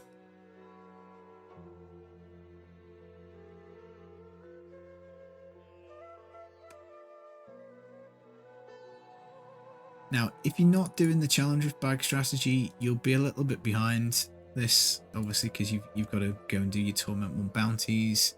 It's harder to craft your stuff. You won't quite zip through, but you should hopefully be at 70 by now, even if you've done the non-challenge of baggy version. And then you're basically just playing catch up, and you get that back later on. Right, we're going to pick that up because that's a two-handed scythe. Which is useful. Oh, we could kill them, but we can't. Right, so that's Adria done. So just the 4 more bounties. Cursed Realm. Let's have a look at this, because this is potential for a Cursed Chest event, which is just useful to know for leveling. I want to say that it's one of the wave-based ones, which generally you try and avoid, because they're not as good as the static ones. But let's see. I think you have to go through to like a realm as well. So, oh no, here it is. I think it's a waved one. Yeah, wave. There's a cellar in Act 1 that's not. That's a static one. I think there's 2 or 3 others, so they're worth looking out for. Again, at some point I need to write them all down, make a list, and then I'll know which ones that I can and can't go for whilst leveling, because you may as well opportunistically pick them up as you go. It's more important if you're not using challenge with bag, because you need more materials and stuff. But if you are doing what we're doing and just basically popping the bag and beasting it, then we need less. Right, so onto the cemetery. Let's hope this isn't one that involves too much walking around. We need to get our bone armor up again. We'll save it until we see a few more mobs. 3 we'll have to do for now. Oh gosh. Feels like the Necro's legs are made of jelly. Like he's just done a load of squats, like he can't run. So slow. Do we have another move speed paragon? We don't. Not yet. Must wait. Oh, right. I didn't realise this is a kill 100 dudes, so we really should have actually been not ignoring everything. Here we are, merrily just going along, ignoring stuff. And we're dereliction of duty. We're not doing our job. We've been hired to clear out this zone. 100 mobs. Then we can go back, turn it in. And yeah, we've just basically gone, no. We're not going to do it. We're too lazy. What's that? Orc Victor. That sounds something demon huntery. Indeed, it was a crossbow. Right, now we're in a spot of bother because we've run out of stuff to kill. So by being dopey, we're now having to do backtracking, which is a cardinal sin of wasting time and video games in general. So let's hope that up to the left there's enough stuff in this little zone here to kill. Optimistic, I think there will be. And there's another cursed chest. No point popping it. It's super unlikely to have anything in it that we want. And now we just need to get to the next and final bounty. Plague of Burrows. Blow this stuff up. Blah, blah, blah. Another nice little lag spike. Blue Goblin has bit the dust again.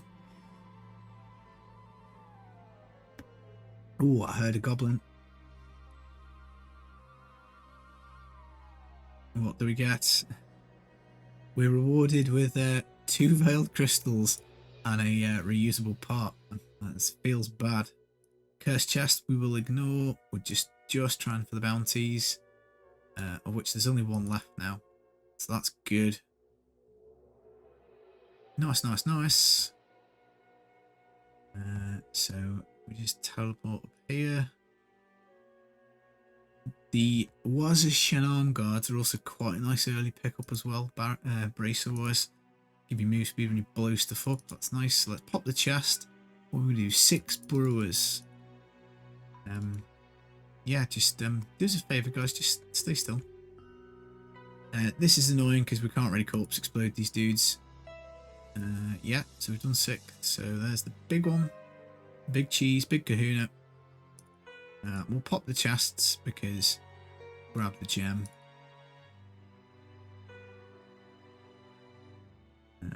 Oh no, one last one. Perilous cave. I think, is this? No, it's the mysterious cave, isn't it? Not the perilous one.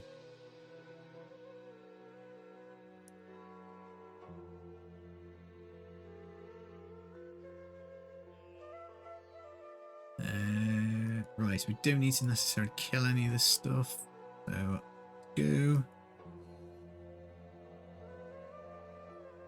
Come on, Mr. Necro. Oh, another move speed point. Yep, thank you, thank you. Off we go.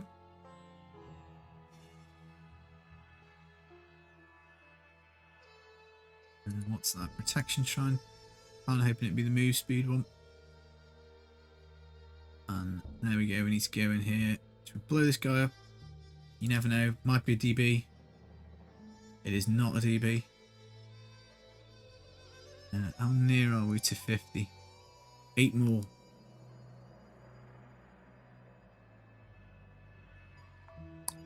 Now, I don't think we even need to put an Inarius on when we get it. The 2 pieces. I'm not even sure we need the 4 piece. And it's probably not worthwhile doing Legacy Dreams run, because I think we're good enough. How many shards? We're on 150 blood shards. Not amazing. So it's 1 in 10 chance for a legendary item, and then it's 1 in 4 that it's going to be the blood iron rose, so this, the Nova offhand. So that's like a 2.5% every time. So, you know, you need 5, 6 goes at it. 6 goes. Maybe 7 or 8 by the time we finish the bounties. 8 goes at 2.5%. It doesn't work quite like this, but that's going to be about 16%-ish. 16, 17.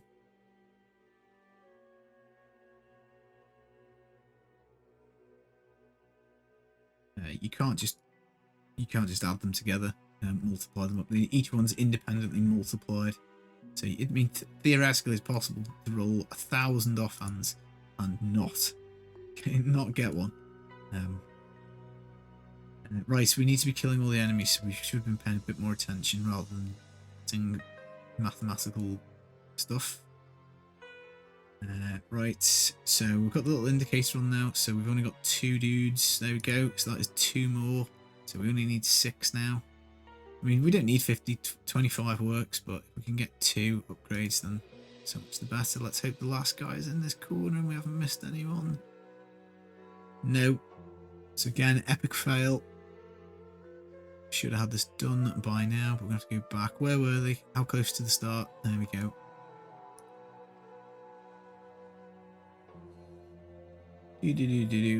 Again, I would never design a system like this where you have to kill every single mob, because you're just inviting the player to miss something. I think it should like be 80%, and there should be plenty of stuff that you only have to run through it once. You just can't not run through it once. What do we get? Is that the main All Guilds one? I think it might be actually. All Guilds Authority. I think it is. We could always start with that. Don't know if we can though. Oh, we can, yeah, because it's braces, isn't it? So we could craft these braces and hat. We would need the rogue, but that's not bad. We've got the crappy guardians. We don't have the better guardians. Hit or resist there by accident, but that doesn't matter. Right, last set of bounties. We've got Isuel as well, so there's a very slim chance we get super lucky and get the Staff of Herding plan. Again, I don't think that is like difficulty dependent. I might be wrong on that one. That might be one that scales difficulty. Right, so this is a cursed one, cleansed, cursed chest. I think this again is a wave based one. Oh, there we go. Another 2 DBs. Add them to the pile. So that is just 4 more. So essentially 2 more drops pretty much, unless we take the sages off. So that's going to be nice.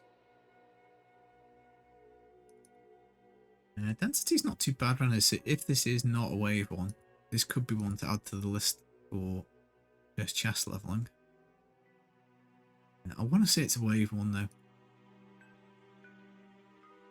It's like around the corner, isn't it? Well, we'll find out. Bit of extra XP, never hurts. So no, it isn't a wave-based one. So this is one to potentially consider. Quite annoying that dude locking us. That was not fun.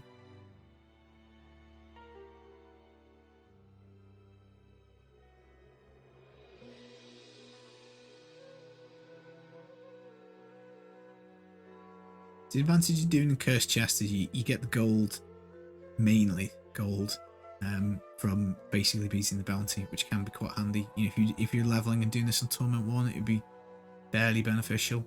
And you're obviously getting a nice big juicy like 150, 200, maybe 300 kill streak.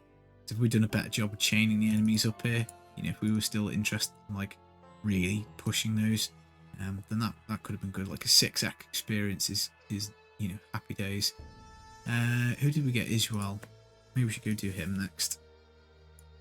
And let's do a little bit more pickup radius.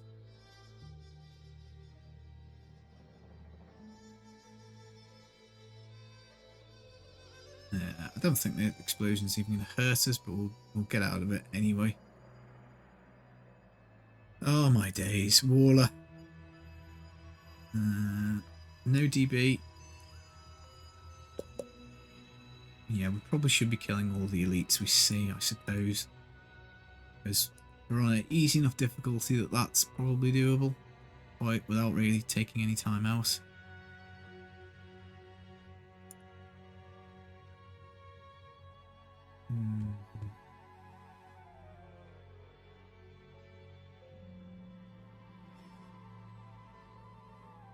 Israel's nice and easy to find as well, so I'm not too concerned about that bounty.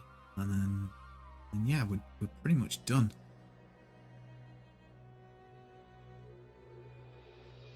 Protection Shrine. fairly useless. And then we don't want to click this one. We want to click this one. Right, so what do we have to do here? Cleanse the shrines. Okay, so this is fantastic. Just click the button.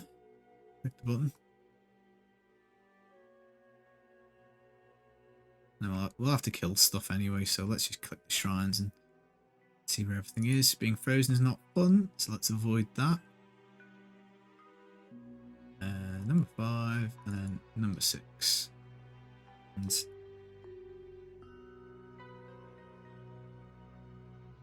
now we have to run around again and mop up all of our stuff. Wonder if it'd be faster to have the skellies on. Their command skeletons, because they would at least kill some of this stuff for us.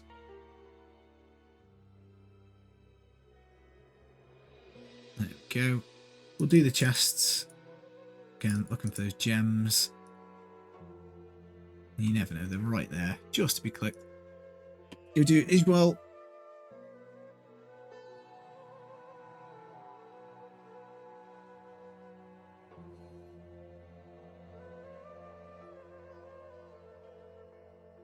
We've got the indicator, which is handy.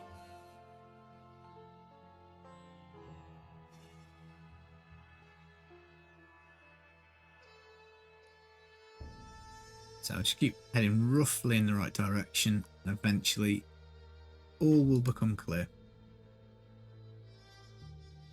It's down here, I think.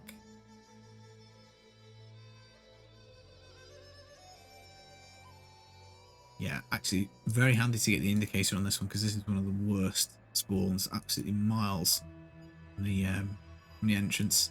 A bit of a confusing one.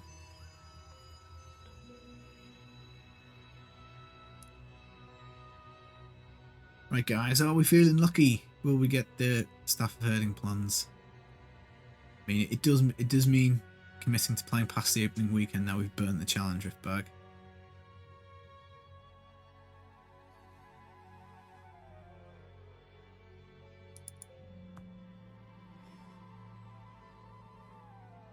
So no, we don't get him, but we do get a two-handed scythe, so we'll grab that.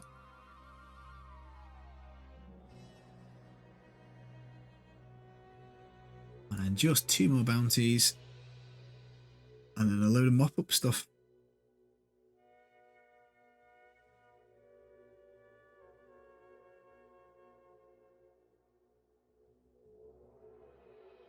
Right, so again, this is a kill all the guys. Kill 100 dudes. So we may as well take our time getting there, because we've got to kill this stuff anyway.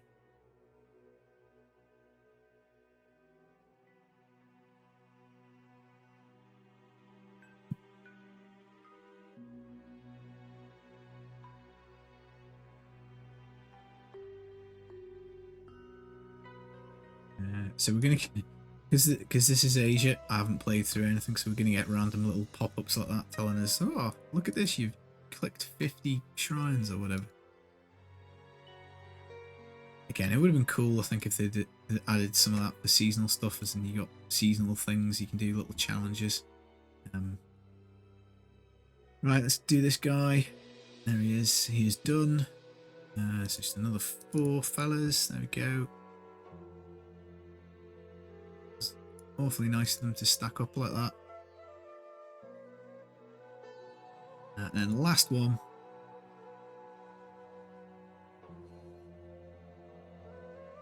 We are on Paragon 24. We'll hit the pickup radius. Right, another one with kill 100 fellas. I feel like I've had a lot of this. I do that every single time. I play this every season. I do the season journey. I teleport down there every single time. Because I mean, who made that? Why did you make it like that? Ugh. I should remember.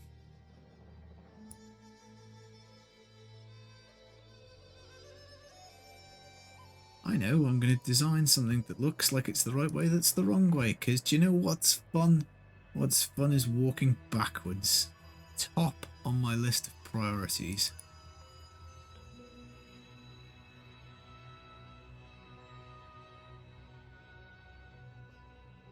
But yeah, I'd say this has been a pretty smooth run. Not the best, not the worst. But I think if we can get the Iron Rose nice and early, please, then I think we're going to be on for a good time to getting into like the GR90 kind of range, because I'm kind of hopeful we'll be able to make some pretty big progress pretty quick once we get our 6-piece with our array of legendary damage reduction items that we found.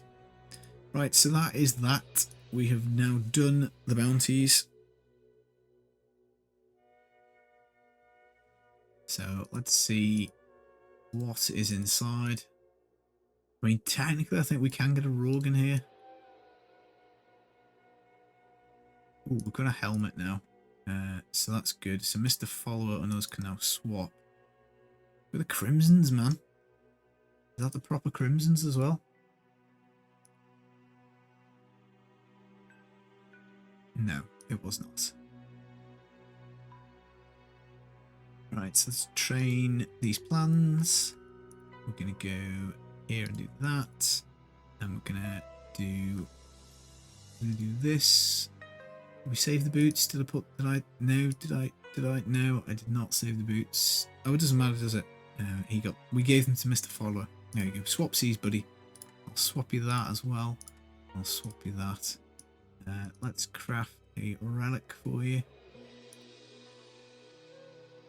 This find one of these is annoying. So on that goes. You might not be able to use the gloves. No, they're necro only. So he can use our shoulders, chest. He probably can't use the pants either. Yeah, bummer, dude. What a waste of materials. What can he use? I think he can use. Should we just do a sword? I know he can use a sword. And then he needs a pair of pants.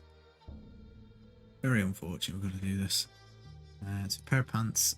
Could have kept stuff, I guess. And he needs gloves, doesn't he? So there you go. There's a sword. So just a pair of gloves. There you go. Strength. Okay. Interesting. Interesting game. So there we go. There we go. And there we go. And that's that done. So we'll take that back. Get the shoulders back. Take the amulet back. We may as well stick in some damage gems into our gear, and we may as well put the crit damage into the bone spear thingy, because we do actually now need to do a little bit of damage. We're 2 away from a double upgrade. Right, so what have we got to do? Complete Nephilim Rift in town, jeweler, and kill Diablo. Now, I think we're going to end up doing the rift twice, because we have to do another one later. Let's go kill Diablo, I guess, on normal, because we've got the game open. We might as well go do that. It shouldn't take too long. That is the wrong act. We've already explored most of this, so I bet it. Oh man, I bet he was there. We could have done that. We should have done that rather than backtracking. So there you go. That's another couple of minutes you can shave if you happen to be at the Diablo level and get the bounty. It's worthwhile doing Diablo to save you from running back upon yourself. I'm trying to think. I can't remember what level rift it is we need to do. Maybe we should have a little look ahead in the season journey. See what we have to do for the next one. Because if it's like Torment 2, then again, there's no point doing that twice. Because it might just be better to just slog through one Torment 2 one, rather than spending the 5 minutes doing a normal.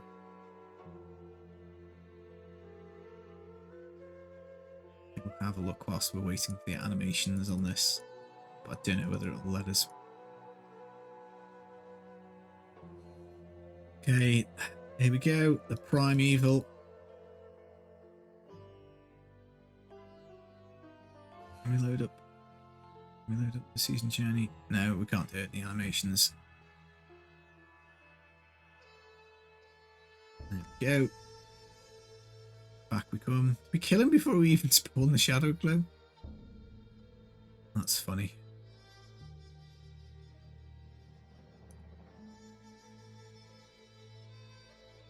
Yeah, I don't know why it's not letting me blow up the corpses. Right, we can now hit this. So chapter 2, Nephilim Rift on expert or higher. So we need to do that. Is it just expert? Nephilim Rift on master or higher. And then chapter 4, if we can click properly, Torment 1. So we may as well just go and do Torment 1 Rift, I think. And then that what knocks out all of those rather than doing them individually. Before we do that, we're going to upgrade the scythe because we may as well see if we can get ourselves an upgrade. And if we'll find 2 DBs as we're doing it anyway on Torment 1. So even if we crap out, we'll have a second chance at it. So that should be Diablo done. Yeah. Okay. So let's do our solitary scythe. Let's do that as an upgrade, which is recipe 3. Oh, we were on such a good run with the luck as well. Right, we've got 5 goes at the Iron Rose.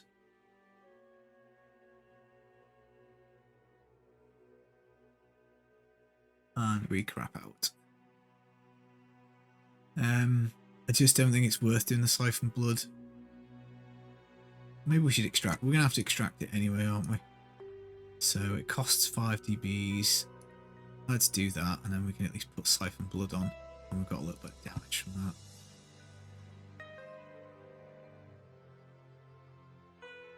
So there we go. First extraction, and it is going to be a funerary pick. So let's put on Siphon Blood, and then Power Shift rune, and then just trying to think, do we want anything else? We probably want to increase the attack speed of Siphon Blood. So I think we probably want to do that. Right, let's try Torment 1.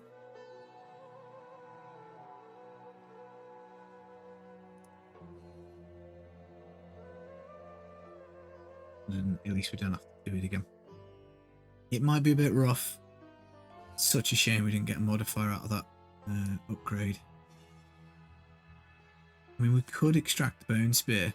It's got a fairly cruddy... we're doing 166 damage. If we swap to this... Yeah, it's like 60% damage buff as well. Choices. Let's leave it for this time being.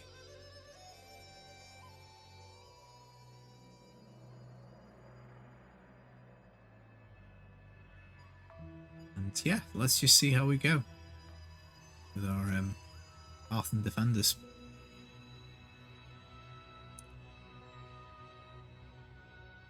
So we've got a bunch of modifiers. We've got the Siphon Blood one, we've got the Bone Spear one, we've got the Corpse Explosion one. The issue is none of them like match. But we just grabbed ourselves a second DB, our last DB for a second upgrade. Oh no, we haven't, because I forgot we did the extraction, so we need more. More. That's what we need. So we need another 3 drops.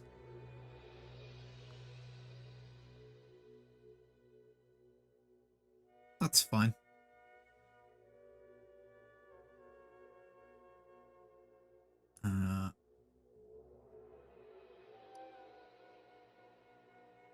So I guess the probability now of getting the Jasseth again when we do the upgrade is like 1 in 4. So it's the same as the probability if we go for the 2-handed scythe that we end up stuck on the Maltorius again. So obviously the chances of getting a 1 in 4 and then a 1 in 4 are like worse 6% or something. Whereas now it's just 25. We've already opened one. Game doesn't care, it shafted us. And we got the Jasseth, does not care. So it's just straight 1 in 2. Right, it's up this way, dude.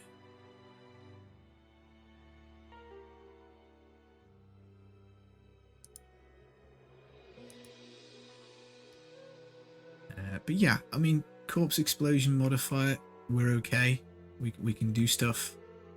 We're not too squishy. But saying that, we need to get that curse on as well, don't we? Because the Daisy's binding at the moment isn't doing any damage reduction for us. I wouldn't know what to take off though. How good is the Siphon Blood damage? It's okay actually. In fairness, that's not terrible. So maybe we take off Bone Spear. Maybe take off Bone Spear and just Siphon Blood and Corpse Explosion. I think that's going to be that is going to be the way. Oh, two-handed sword. I saw two-handed. I saw the Sir. I saw the Sir and got excited. I thought it was Sir the Scythe. But sadly, it was a sword. But yeah, it's always the fun part of the game. We're one drop away from like making this insanely easy. Then we're very, very close to 6-piece, which then makes everything insanely easy. And then we're very, very close to getting like something usable that we can shove into the cube and make it better. Make a character better. I've been up since 4 in the morning. Very excited for my wife getting home, so I'm brain no function well today. Which is probably how we end up with the Templar like not being selected for an hour and a half. But we'll press on. We'll do our best. I'm going to take a break, I think, once we get to the 6-piece. Because it feels close. I'm hoping another 15 minutes or so.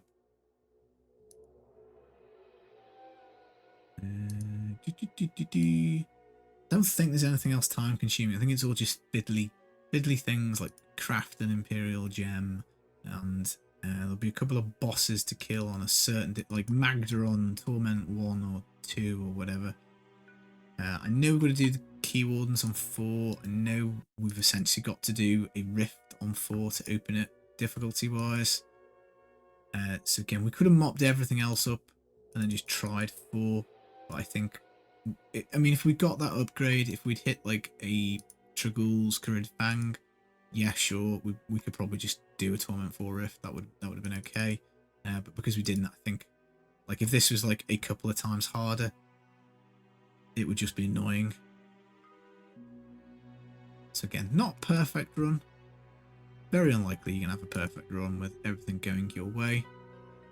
But we do need to get that curse. The curse will help as well because it'll execute stuff at 15%. We're going to go for frailty. Or a frailty. And we've literally just walked right round in a circle. Why didn't you stop me, guys?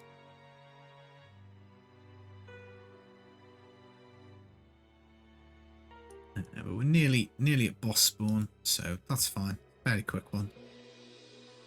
Not a terrible map. Decent-ish density.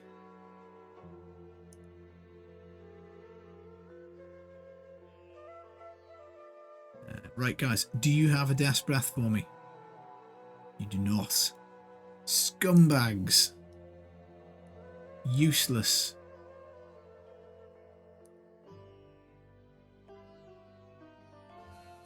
Never mind. Maybe the boss will have one. Torment 1 boss. Can't remember off the top of my head what the probability of a Death's Breath drop is, but it's gotta be okay. Gotta be decent. It's Torment 1, guys. Torment 1.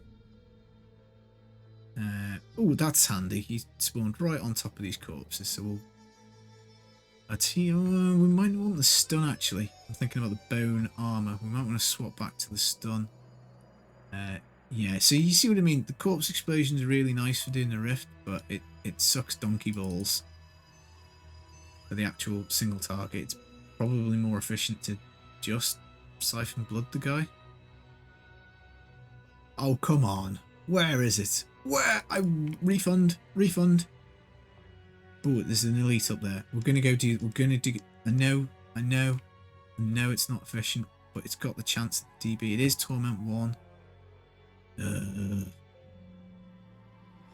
Did we get it? Do I even need it? We do. We need one more. Do we stay? No, we'll just find that as we go. But we've got another scythe to upgrade, so that's good. We've got ourselves Another strength item. What is with this game giving us strength as main stat, man? It is crazy. We'll save the ring again. That might be upgradable. So let's salvage all of this stuff. We don't want that sword. It's pretty useless. We do want the move speed paragon though. That is most certainly useful. What do we want here? We want life percent, I think. Right, what are we doing? Season journey wise. Nephilim Rift. We need to hit done. Thank you. Completed. Okay, so number 2, Rakanoth on 60, Skeleton King on hard. Okay, so I guess we're going down to hard. Rakanoth, my man. He's Act 4, isn't he? There he is, yeah. So this guy is always in the same spot, isn't he? Always up here, left. This one's static, this one's nice and easy to find. A good one for farming the old soul shards, which are sadly no longer in the game. I think it's slightly disappointing. We've got the Awakening of Tristram event, which will be starting in a few weeks.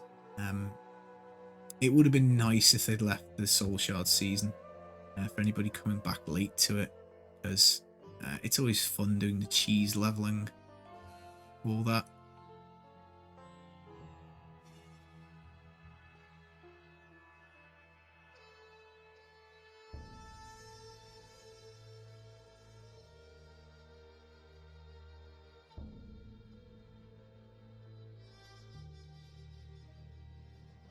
Yeah, normally we're getting this done in like 2 hours, so I feel like we were a little slow this time. So I don't know whether that's the lag, the drops. Skelly King, let's go do him. I don't think any of these bosses are duplicated. I don't think we're wasting any time by like going and doing them on hard or whatever. Let's just check. It was on hard, wasn't it? Yeah, hard or higher.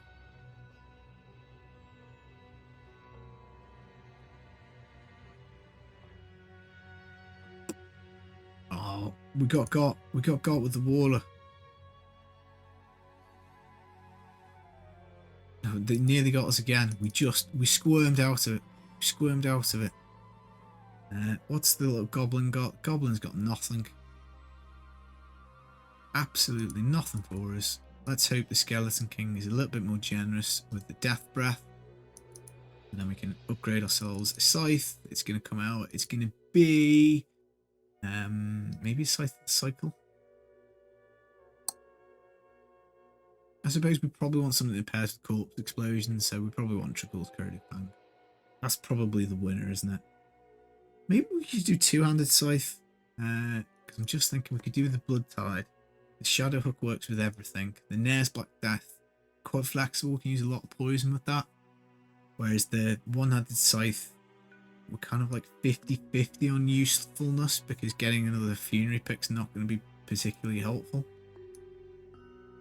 So maybe we should swap Tact. And we of course get rewarded for ripping the bones off the Skelly King, but he doesn't give us the DB that we need, man. Transmog something at the Mystic, no problemo. We'll do this. We'll do our Watchful Breaker. So let's plug this in, Transmog. We want to make it look as cheap as possible. So that's that done. Craft a gem at the jeweler. Adria on Master. Siege Breaker on Master. So we need to go Master. We have got our first Hadrian baggie as well. We didn't bother collecting that. I guess we'll grab it because the helmet's probably going to be helpful for us. So the 2-piece bone armor gets 1000% increased damage, man. Is it worth it?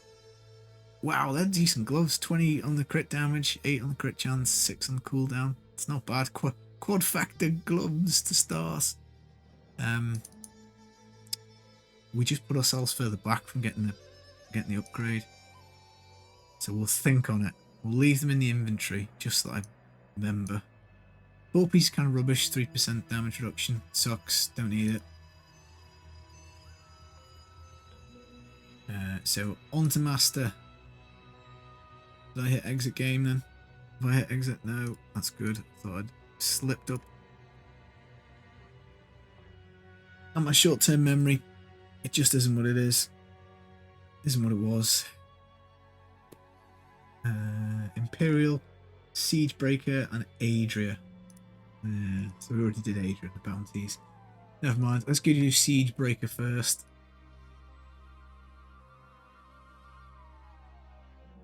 The lag has calmed down, so I'm guessing that everyone who's made their character on Asia, largely speaking, is going to have done so. Right, we need to remember to ignore the bounty. We don't care about it.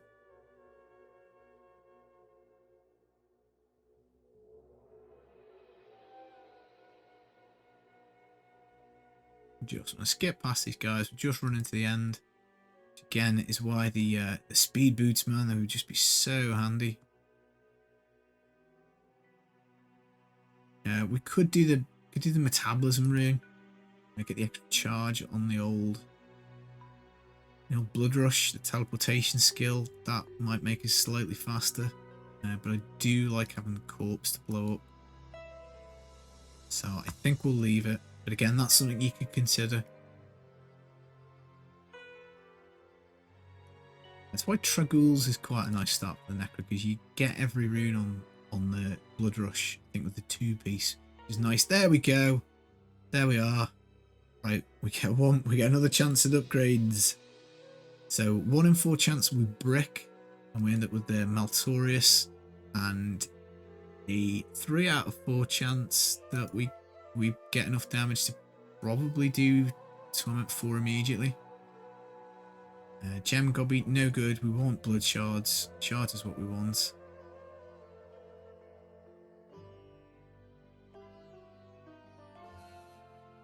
Probably should have gone to town to craft the weapon. Hopefully this is easy enough anyway.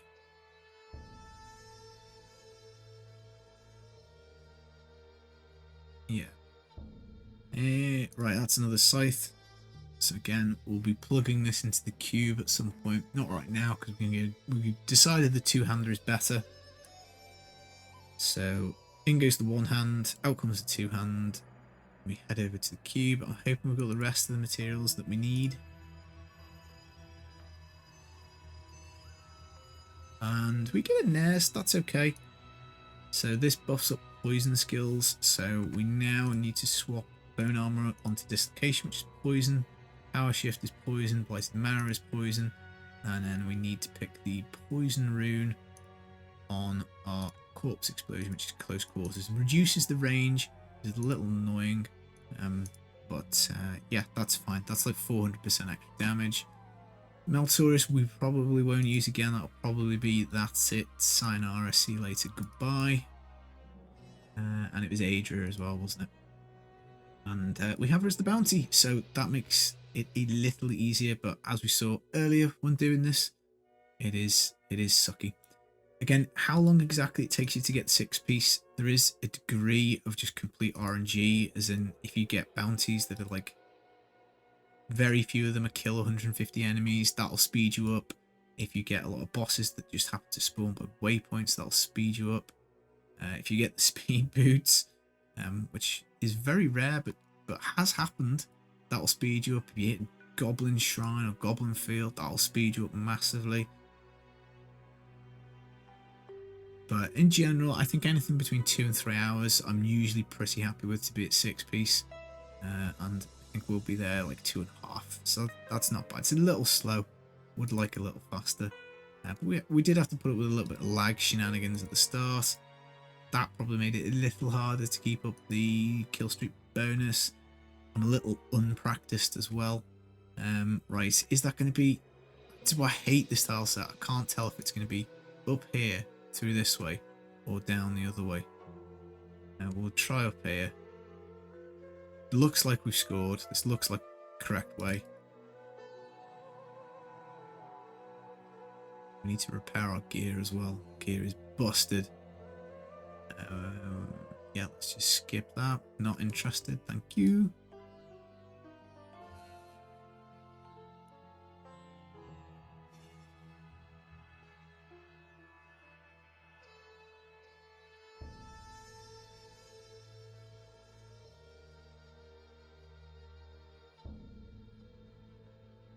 And then I think there's a couple more bosses we've got to do for the key wardens.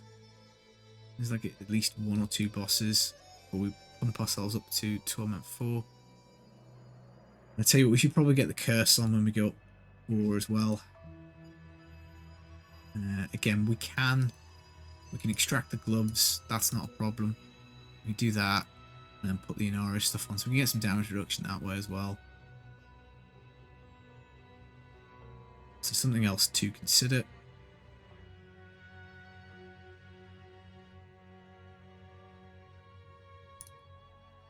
Forgot we needed to be buffing up the poison skills before dropping the nukes with the corpse explosion.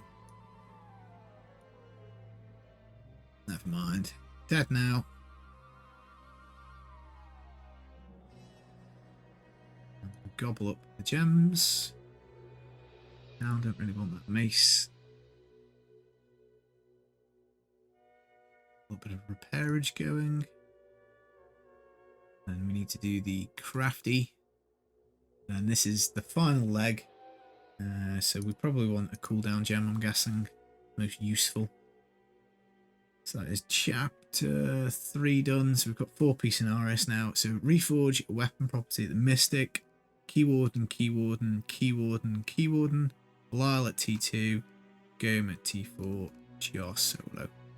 So that is a reforge, a torment 2 boss. So let's grab one of these weapons out the stash. We do the reforge. It's going to be the easiest one, I think. And we're totally out of DBs. Totally out. Right, roll this off. We probably shouldn't have done the main stat. Main stat's really common drop. But never mind, we YOLO it and get lucky. I don't know if the main stat makes a difference. I think it does, but I'm not sure. Right, open up our next Innarius baggie. I don't think we're going to use like 4 pieces though until we've got 5 DBs to get these gloves and the cube. But the boots and the shoulder will certainly help. Just by virtue of the fact that they're legendary items. I think we're going to go. We may as well just keep going for the offhand at the moment, which we do not get any success with. Right, so we need to go up to Torment 2.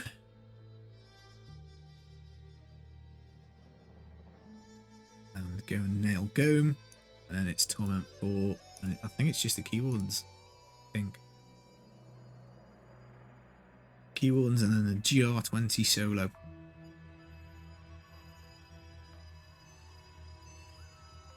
We want this. So, yeah, Warden. Belial. Ah, no. It's Belial on 2 and Gome on 4. Good job I checked. And so, I'll tell you what we were going to do. We need to take one of these skills off. For the Dainty's Binding. Let's take off the Bone Spear. We've stopped using it anyway, haven't we? So, I don't know if we can put the curse on the right click. I don't think we can. Maybe we can. Go. Super, that'll do. Bone Spear dumped. We lose a bit of damage because we're now only doing 3 poison instead of 4, but it's fine. We get 15% of it back anyway with the Frailty Curse.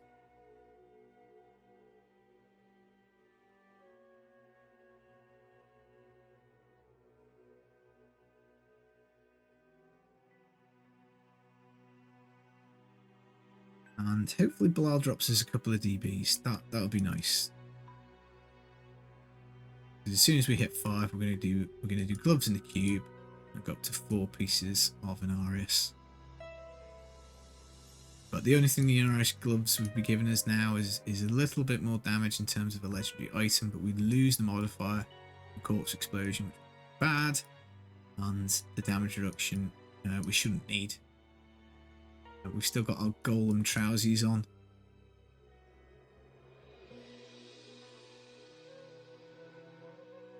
Nez is a bit fiddly. You've got to remember to actually get the the 3 poison stacks. You get 15 seconds. You need to refresh them every 15 seconds. So not the easiest.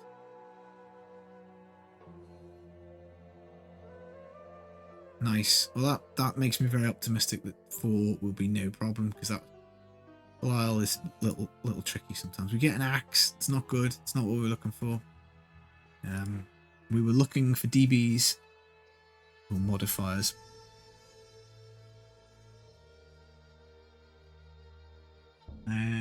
Yeah, the key ones can drop DBs, I think. So we'll pop it on 4.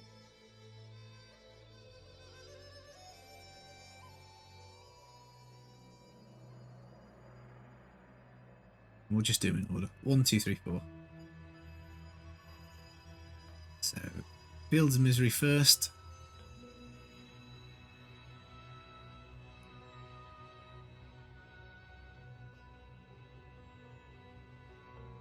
Again, we've done very poorly with the golem there.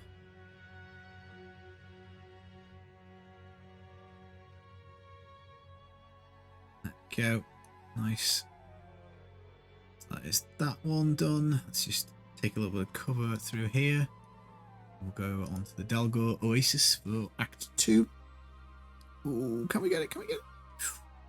Just sneaked through before that dude. Little flying bug thing nearly got us. Bat, even, not a bug. And which one of these circles is the dude? It's this one. Right, so let's do the Nair stacks. Yeah, perfect. That's that. We need to pick up the materials because otherwise we'll end up needing to come back and do this again. Part of the season journey, which we don't want to do. Right, number 3. This one always, you can get super lucky and it spawns right next to the waypoint. I invariably always have to track about halfway across the map like this. Like, I mean, this dude's in, where the, is he in outer space? Right, it's picked him up now. He's so far away. He wasn't even in range. Every so often he spawns like round this corner. I hear goblin. I hear goblin. Where is goblin? Oh, there it is. Another gem one. Can't even be bothered. I can't be bothered.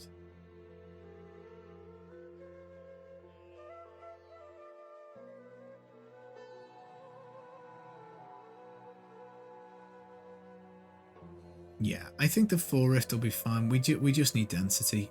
And should we kill that dude? We want DBs, don't we? So I guess so. There we go. There you go. Right decision. How many's that? That's just 2. We've only picked up 2. We've got 2 more drops, and we can get the gloves in the cube. I mean, the toughness is okay. We're not desperate for it, but I suspect it's probably going to be like a 10 or 15% power bump, just for the fact that we're getting off the level 16 pair of gloves and going up on to legendary ones, level 70. So again, same. We'll do these guys, and there we go. We might be on 100% or close to 100% chance for the death breath on 4.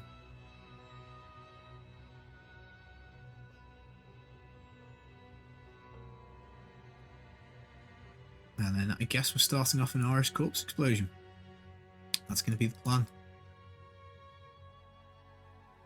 I mean, yikes, we need corpses bad, man. And that was probably a bit silly because we've just used the corpses. We actually need them for this guy.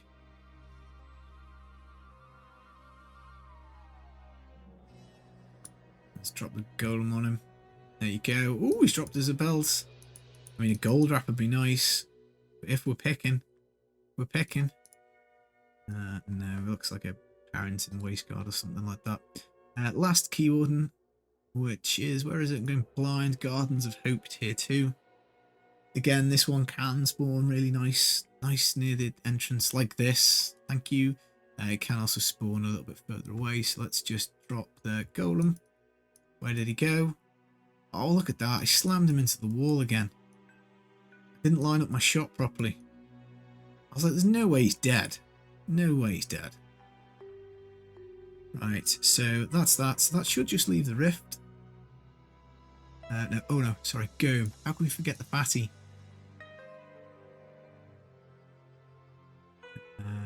And he should drop us a DB. So actually, this is okay. And he's Act 3, isn't he? The cellar. Where is he? Where is he? Go. Keep depths. Level 3 in the cellar. Pigging out. And whatever snacks they've got. I fancy a snack myself. It is lunchtime. 12 o'clock. I mean, I'm eating an early lunch if I'm getting up at 4 in the morning. What to have though? There we go. There's our DBs. So we don't even need the DBs off the main man. Ooh, what should I have for lunch? I mean, killing monsters. It's like burgers, burger food, isn't it? I wonder if I've got any burritos. I don't know what I've got.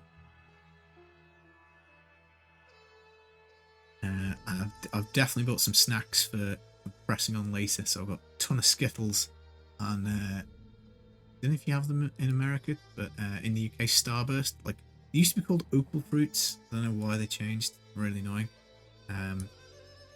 So yeah, I got some cookies as well, which I think just means biscuits in America, but in England it means a specific type of biscuit. Got little chocolate chips in. And this is not doing my hunger any good. Oh my days.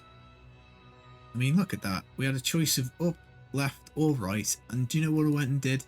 I went and picked the wrong way twice. You wouldn't think it'd be that hard.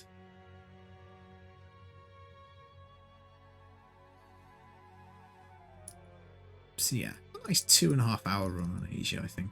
That's not bad. And we're going to make some of this ground back up, guys, because we just need that. We just need that iron rose, man. And that's that. Maybe we could upgrade the offhand. 1 in 4 for the iron rose. It seems a little inefficient use of materials, though. But it would allow us to cook. Because siphon blood plus iron rose equal muy goodo. Right, if you could just die, please, that'd be great.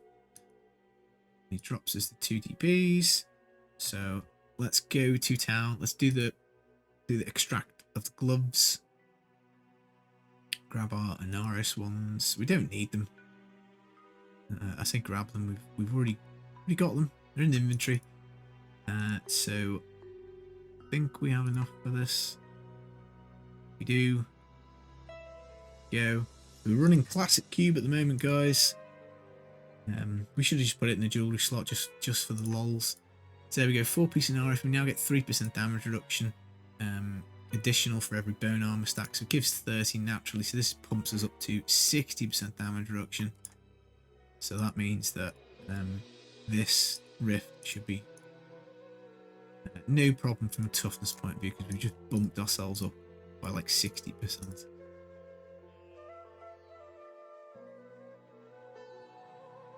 But we do need the stacks up though, so it's not natural, as in not native. We need the bone armor stacks at 10. Now this is just a question of tying these corpses together. As soon as we get one, blow it up. If we can teleport on the spot, we can generate a corpse, and we've obviously got the golem as well.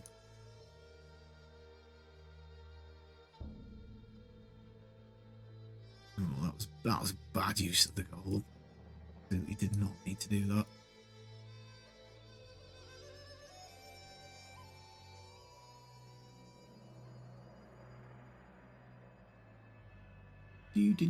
Do. Yeah, good first session. I think we're okay. By midday-ish. Stop for lunch and then press on. Next stop, Torment 16. And finally, we get a conduit pylon. Let's go. Couple of DBs. I just wanted to see, guys. I just wanted to see if we could survive the hit on Torment 4. And no, we couldn't. So we are going to need some toughness. You can get an amulet that increases your stacks up to 15.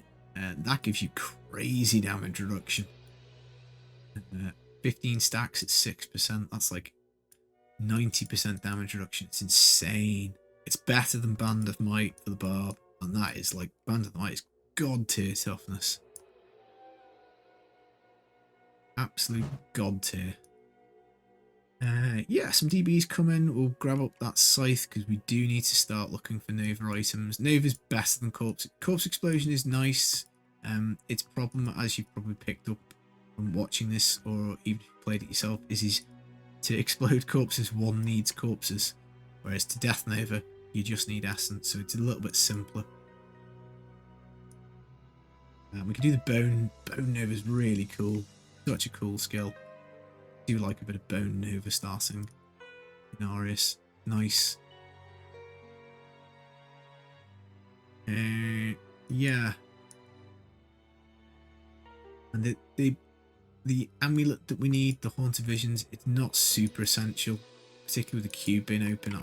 I'm very confident of Torment 16 without even needing the amulet, which is nice.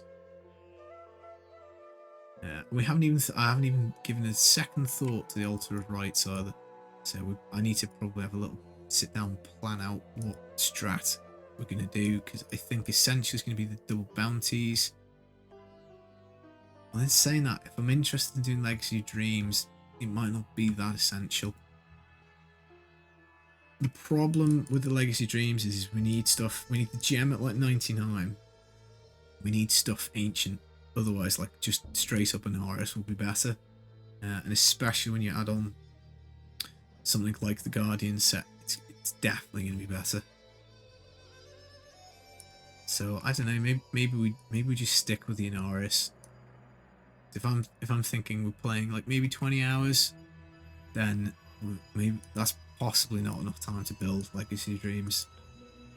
I mean, bounties would help with Legacy Dreams in a weird way because you get to reforge stuff, but 20 hours is not a massive amount of time. There's not a mass amount of resource either.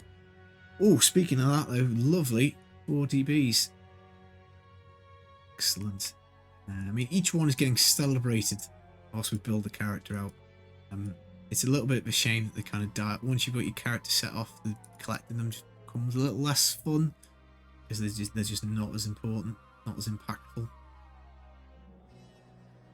Resplendent chest. We get a legendary mace. We don't want a mace. Don't want that. We want one-handed scythes, two-handed scythes. We want jewelry. Jewelry's great. We want that Crispin sentence. We want our Haunted Visions. Squirt's necklace works. We can work with that. Just need to get the shield node on the altar. Yeah, we don't want maces. Mace is bad. And it couldn't Fury be okay? That gives us a bit of move speed. And we can do cheese because the cube is open. And we just stood right in the middle of all that frozen stuff. Riftguard and Stingy, no legendary. Very stingy. But we'll gobble up all this stuff. And then that's just it. It's just GR20. And we're done. We just need to get ourselves free. Homing pads, always on the list early. Because then you don't have to do this. You don't have to clear the zone. You can just hit teleport and back you go. We've got a furnace. So we just about avoided it with the bat earlier, but that was the other side of just not millisecond, 1 millisecond, and I think we've been back in town then. We'll save the scythe and the ring again, just on the basis that we're going to be probably a little dry on resources. It's not worth using an extract on the furnace. It really isn't. It's 50% damage to elites only. And we've got bigger things, better and bigger things are planned. Right, so let's just leave the game, because rather than wait the 30 seconds for the portal to redo.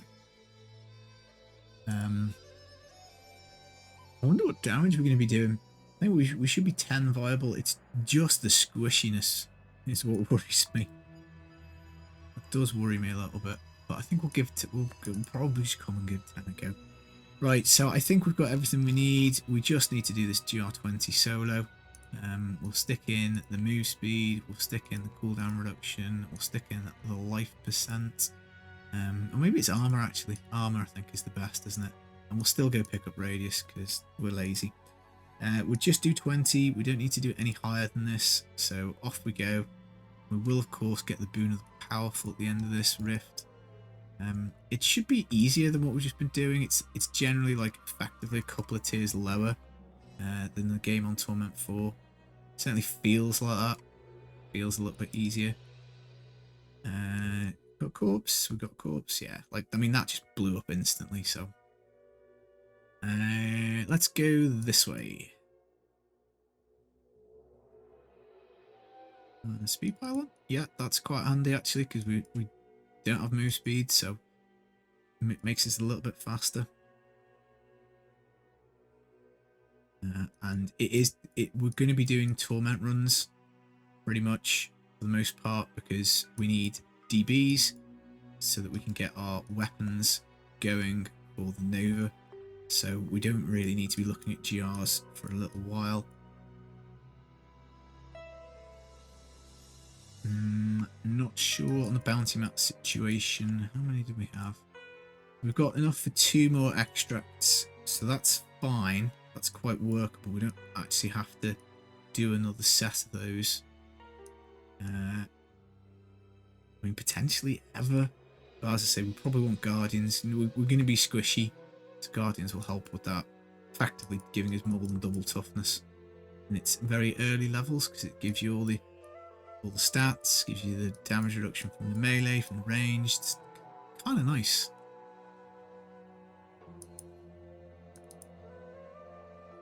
And we also have to find it, which so that we'll be doing bounties anyway. But we're not, I'll tell you what guys, I'll tell you this for nothing. We're not doing another set of bounties until we're Torment 16, as I said, and probably until we've got the Torment, the move speed boots. Because it's just painful. Painful playing without them. So I mean you want a rogue for that anyway, even if you're doing Torment 16, don't you? Because you want your triple weapon in the cube and you want your move speed boots. I mean, to be honest, you might be overkill with the damage. You could probably get away with move speed boots and 2 weapons in the cube, I would suspect. We don't want the funerary pick for Torment 16, it's clunky.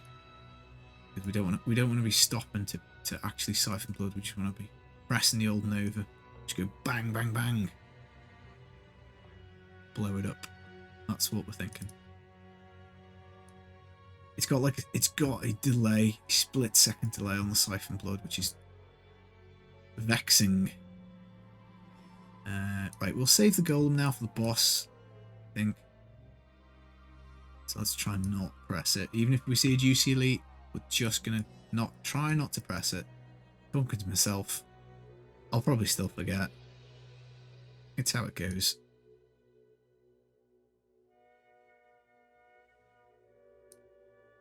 And yeah, so we're gonna have the 6-piece done. That's nice. And then all we've got to do is finish the build. Build the character out.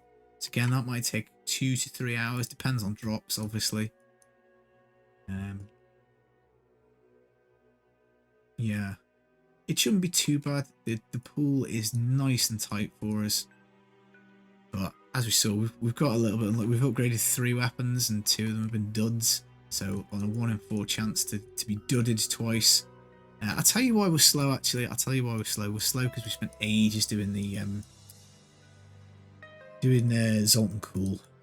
Right, but that is us to 6-piece guys, which is awesome. So let's get this up. What did we get? Oh, we got a convention, guys. Woo!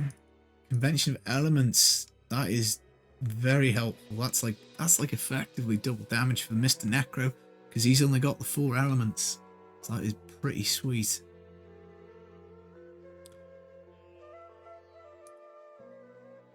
So there we go. 4 minutes. Not bad. Let's grab the Hadrigs. Delicious stuff. And unfortunately, we do have to say goodbye to our damage reduction trousers. But hey, the 10,000% modifier, that's a trade we're going to take. Right, that was episode 1, guys. I'll be back with episode 2 shortly. I'm going to go have some lunch. It'll still be same day for me, but it'll probably be the next day for you. I've been the Filthy Casual. Hope you enjoyed the video. Take it easy, guys. Peace.